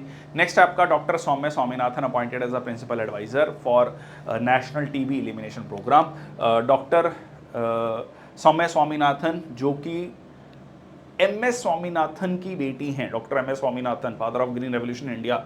ठीक है, इनकी अपनी खुद की पहचान ये है कि साइंटिस्ट, चीफ साइंटिस्ट थी ये। ठीक है, खासकर जब कोविड वाला समय था, chief scientist at world health organisation and director general रही हैं Indian council of medical research की। इनको जो है बनाया गया है to oversee the national tuberculosis elimination programme. और इंटरेस्टिंग यहाँ पर ये भी है कि ये जो है क्रिटिकल पब्लिक हेल्थ इनिशिएटिव, इसमें she has decided not to take any kind of fees. ठीक है, so unpaid position underscores her dedication to public health and India's fight against tuberculosis. So it's a critical public health initiative और TB हारेगा देश जीतेगा, इस तरीके का programme Bharat सरकार के द्वारा लॉन्च किया गया था। इसमें टारगेट है हमारा टीबी को 2025 तक एलिमिनेट करना। ठीक है, जो कि सस्टेनेबल डेवलपमेंट गोल का भी एक इंपॉर्टेंट पार्ट है। It functions as a flagship component of national health mission. ठीक है जी। सो ड्रॉपलेट्स और कफ्स और स्नीज, ट्यूबरक्लोसिस सिर्फ ये नहीं है, और भी बहुत सारी चीज़ें हैं। First women chief justice of Lahore takes oath. ठीक है, तो पहली, अभी रिसेंटली हमने देखा था पाकिस्तान में जो वहाँ का पंजाब प्रांत है, वहाँ पर पहली महिला मुख्यमंत्री बनी थी, जो कि अभी जो प्रेजेंट पाकिस्तान के प्रधानमंत्री हैं शहबाज शरीफ, उनकी भतीजी हैं, या पूर्व प्रधानमंत्री नवाज शरीफ की बेटी है मरियम नवाज। अब वहाँ पर एक और कह लीजिए फैक्ट आपका आ गया है कि पहली महिला मुख्य न्यायाधीश जो हैं लाहौर हाई कोर्ट की, वो बनी हैं एक महिला। सो नाम है इनका justice Aalia Neelum, took oath as chief justice, becoming the first women to hold this position. Punjab के गवर्नर ने ओथ दिलाई। यहाँ पर पंजाब की जो मुख्यमंत्री हैं मरियम नवाज, वो भी प्रेजेंट थी। 1966 में उन्होंने उनका जन्म हुआ। 1996 में वो जो है एज एडवोकेट एनरोल होती हैं, फिर इवेंचुअली एडवोकेट बनती हैं सुप्रीम कोर्ट की। लाहौर हाई कोर्ट में वो 2013 में, और उसके बाद अब जो है वो चीफ जस्टिस बनी है। ठीक है, अवार्ड्स एंड ऑनर्स की बात करें तो रिसेंटली भारत के राष्ट्रपति ने गैलेंट्री अवार्ड्स दिए to defence and police personnel at Rashtrapati Bhavan. ठीक है जी, और आर्म्ड फोर्सेस को, ठीक है, ये दिए जाते हैं सेंट्रल आर्म्ड पुलिस फोर्सेस को, state and union territory police forces को at the during the defence investiture ceremony at Rashtrapati Bhavan. अब इसमें आपका जो है 10 कीर्ति चक्र अवार्ड दिए गए, 26 शौर्य चक्र दिए गए, विद 7 कीर्ति चक्र एंड 7 शौर्य चक्र अवार्डेड पोस्टमसली। पोस्टमसली मतलब मरणोपरांत, शहीद होने के बाद। These awards were given in recognition of the recipients' conspicuous gallantry, उनकी असाधारण वीरता के लिए दिए जाते हैं। And war time gallantry awards की बात करें तो परमवीर चक्र, महावीर चक्र और वीर चक्र। और पीस टाइम गैलेंट्री अवार्ड्स की बात करें तो highest peace time gallantry award Ashok चक्र, फिर कीर्ति चक्र एंड अशोक शौर्य चक्र। ठीक है जी, तो ये अवार्ड्स आपके दिए जाते हैं। एंड ये शुरुआत की गई थी 26 जनवरी 1950 को विद इफेक्ट फ्रॉम 15 अगस्त 1947। ठीक है जी, पहले जो नाम था अशोक चक्र क्लास 1, क्लास 2, क्लास 3 था, बाद में इसको बदल के अशोक चक्र, कीर्ति चक्र और शौर्य चक्र कर दिया गया। और जो है 1967 में ये है आपके अवार्ड्स एंड ऑनर्स। नेक्स्ट आता है Maharashtra wins best agriculture state award for 2024। ये जो बेस्ट एग्रीकल्चर अवार्ड दिया गया है, ये 15th agriculture leadership award committee के द्वारा जो चेयर करते हैं जस्टिस पी शतशिवम, जो former chief justice of India हैं और प्रेजेंट गवर्नर हैं केरल के, has awarded former governor of Kerala, not present governor of Kerala, so has awarded Maharashtra with the best agriculture state award for 2024.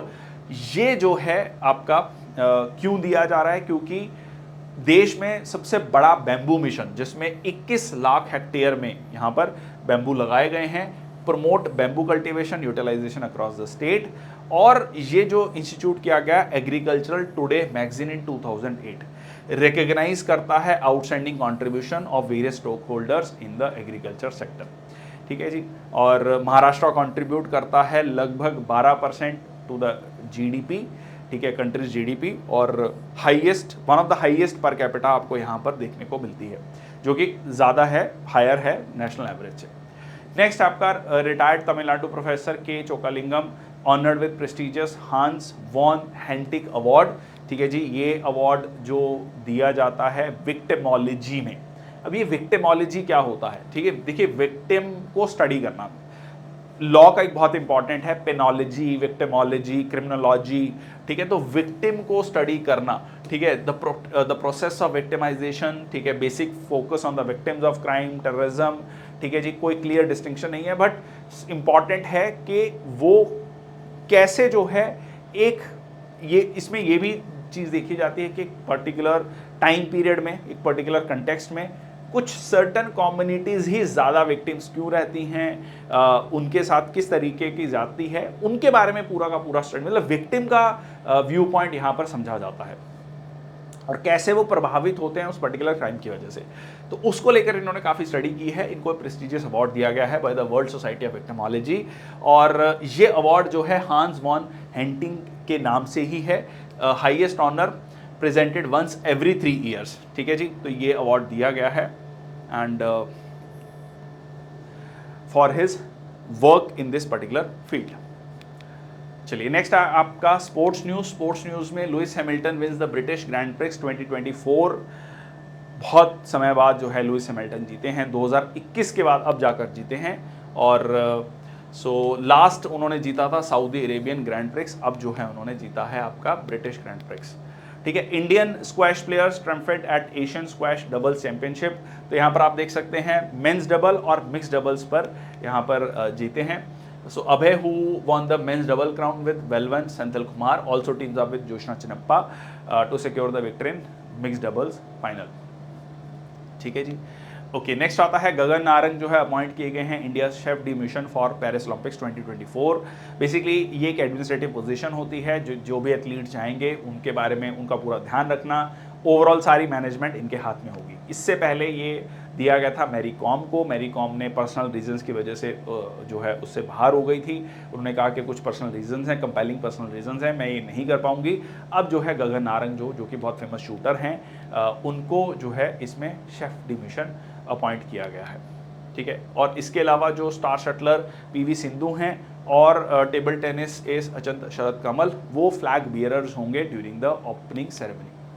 Next आपका गौतम गंभीर को head coach बनाया गया है इंडियन मेंस टीम का। भी रिसेंटली इंडिया टीम ने world cup जीता, 2020 वर्ल्ड कप जीता, वेस्ट इंडीज़ में हुआ, साउथ अफ्रीका के अगेंस्ट में फाइनल जीता, और उसमें हमारे हेड कोच थे राहुल द्रविड़। अब जो है फॉर्मर इंडियन क्रिकेटर गौतम गंभीर जो हैं वो हेड कोच होने जा रहे हैं। ठीक है जी, तो ये पूरी की पूरी उनके बारे में कहानी है। बेसिक जो है यहाँ पर आपको ये पॉइंट ध्यान में होना चाहिए। नेक्स्ट आपका Adani group announced principal sponsor for Indian team at 2024 Paris Olympics. तो अडानी ग्रुप जो है प्रिंसिपल स्पॉन्सर होगा। Announce the conglomerate will support Indian team travelling to Paris. So Indian contingent enters the final phase of preparation of Olympics. Adani group has committed full support to the nation's champion, जिसका नाम मतलब theme दिया गया है देश का गीत eight Olympics. ठीक है, देश का गीत एट ओलंपिक्स, और 28 एथलीट्स टू सपोर्ट, 28 एथलीट्स को यहाँ वो सपोर्ट करने जा रहे हैं।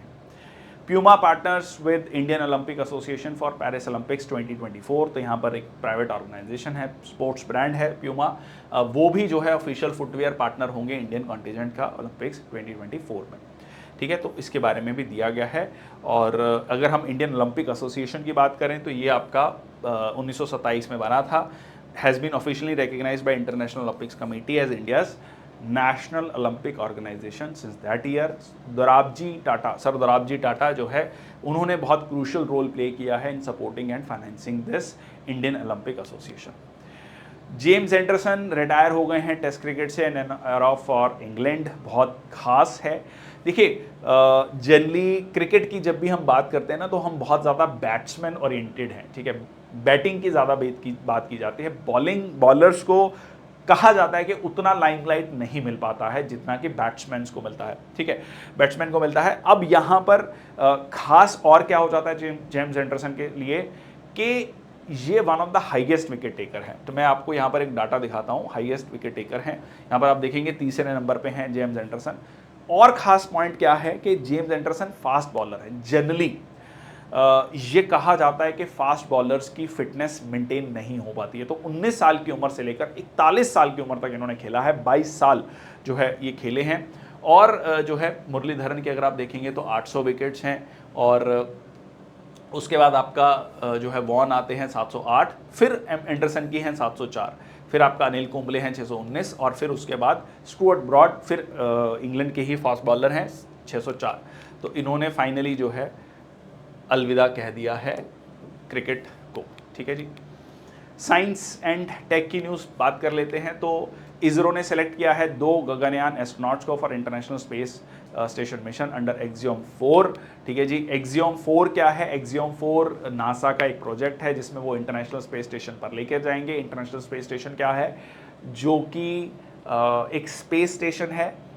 स्पेस में 5 space agencies, NASA, Roscosmos that is Russian space agency, JAXA, Canadian space agency, European space agency ने स्पेस को स्टडी करने के लिए लगभग 300 से 400 किलोमीटर दूर 2 से 3 कमरों का एक स्पेस लैब है जो हवा में तैर रहा है। कुछ इस तरीके से आप इसको इमेजिन कर सकते हैं। इसमें इंडियन जो एस्ट्रोनॉट है वो पहली बार जाएंगे, ठीक है। तो ये बहुत खास है, और ये आपका नासा का प्रोजेक्ट है, और इसमें प्राइवेट कंपनी के साथ मिलकर जो है वो करने जा रहे हैं, collaboration with the private US company axiom space.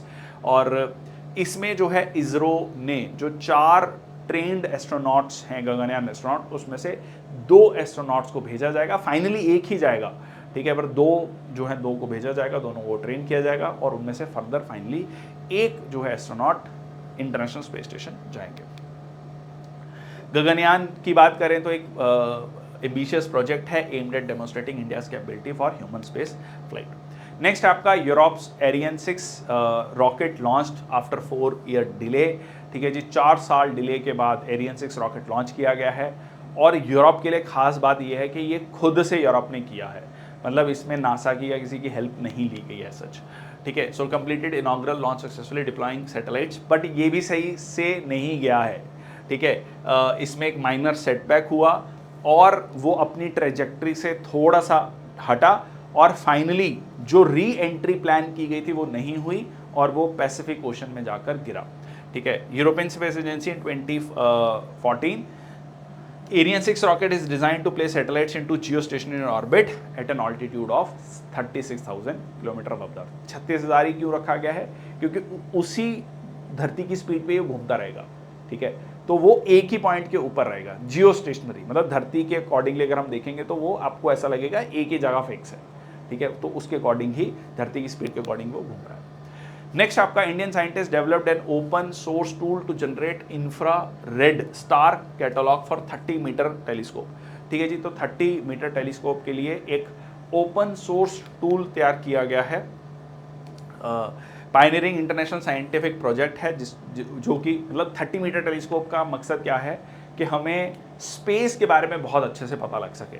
So world's advanced ground based observatory है, optical, near infrared and mid infrared wavelengths, ठीक है। इसका जो प्राइमरी मिरर है which collects light will be the largest in northern hemisphere, positioned on the Mauna Kea, an iconic site on the islands of Hawaii, ठीक है। और इसमें जो है 492 हेक्सागोनल सेगमेंट्स हैं, surpassing other planned extremely large telescopes in size and capacity. Next आपका important days and events. So पहला है वर्ल्ड पॉपुलेशन डे 11 जुलाई। सो 11 जुलाई को वर्ल्ड पॉपुलेशन डे मनाया जाता है। Serves to importance of addressing population related issues जैसे कि reproductive health, family planning.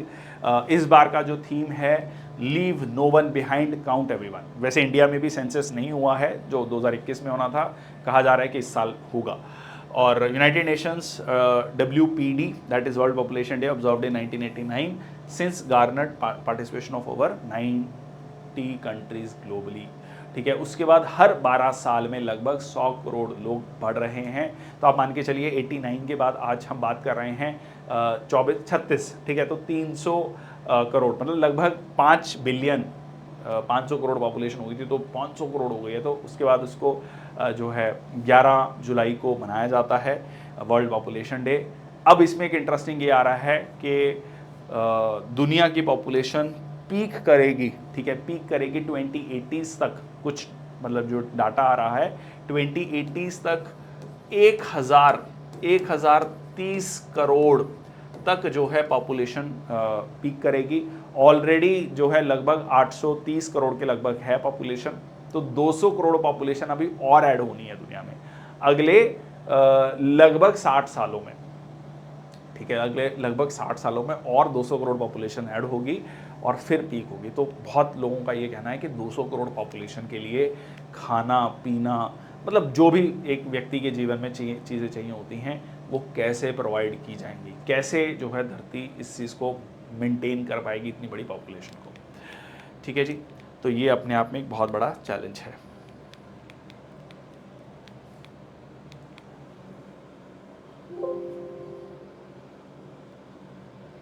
Next है आपका मलाला डे 12 जुलाई को मनाया जाता है। ये वही दिन है जब जो है इन पर हमला होता है। मलाला यूसुफजई जो कि पाकिस्तान की रहने वाली हैं, after she was shot in the head and neck by Taliban gunman, क्योंकि ये काफ़ी ज़्यादा जो है मुखर होकर बोल रही थी महिला वुमेन राइट्स को लेकर, महिलाओं के एजुकेशन को लेकर, खासकर गर्ल्स एजुकेशन को लेकर।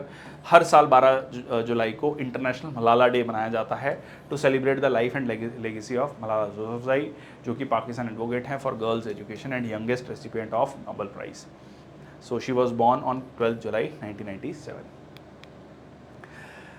So that's all from my side. Thank you so much. I hope you like the session. काफ़ी डिटेल में हमने चर्चा की है। इसमें हमने रशिया क्यों इम्पॉर्टेंट है उसके बारे में काफ़ी डिटेल में करी चर्चा। उसके अलावा बहुत सारी कंसेप्चुअल न्यूज़ थी जो हमने डिस्कशन करी है। ये वीकली सेशंस रखने का मकसद ये है कि जो भी इंपॉर्टेंट न्यूज़ हैं वो एक बार में आप पूरी की पूरी पढ़ लें, क्योंकि बहुत सारे बच्चों का ये कहना है कि रोज़ हम उतना टाइम कमिट नहीं कर पाते हैं डेली करंट अफेयर्स में। So we have try to bring it to the weekly current affairs, ताकि एक वीक में आपकी जो भी इंपॉर्टेंट न्यूज़ है वो सारी कवर हो जाए। That's all from my side. Thank you so much. Jai Hind, Vande Mataram. If you are liking the session, then please do help in sharing this session, because it is very, very important for the motivation and morale of the whole team, which are making possible for these sessions to come for you. Thank you. Take care.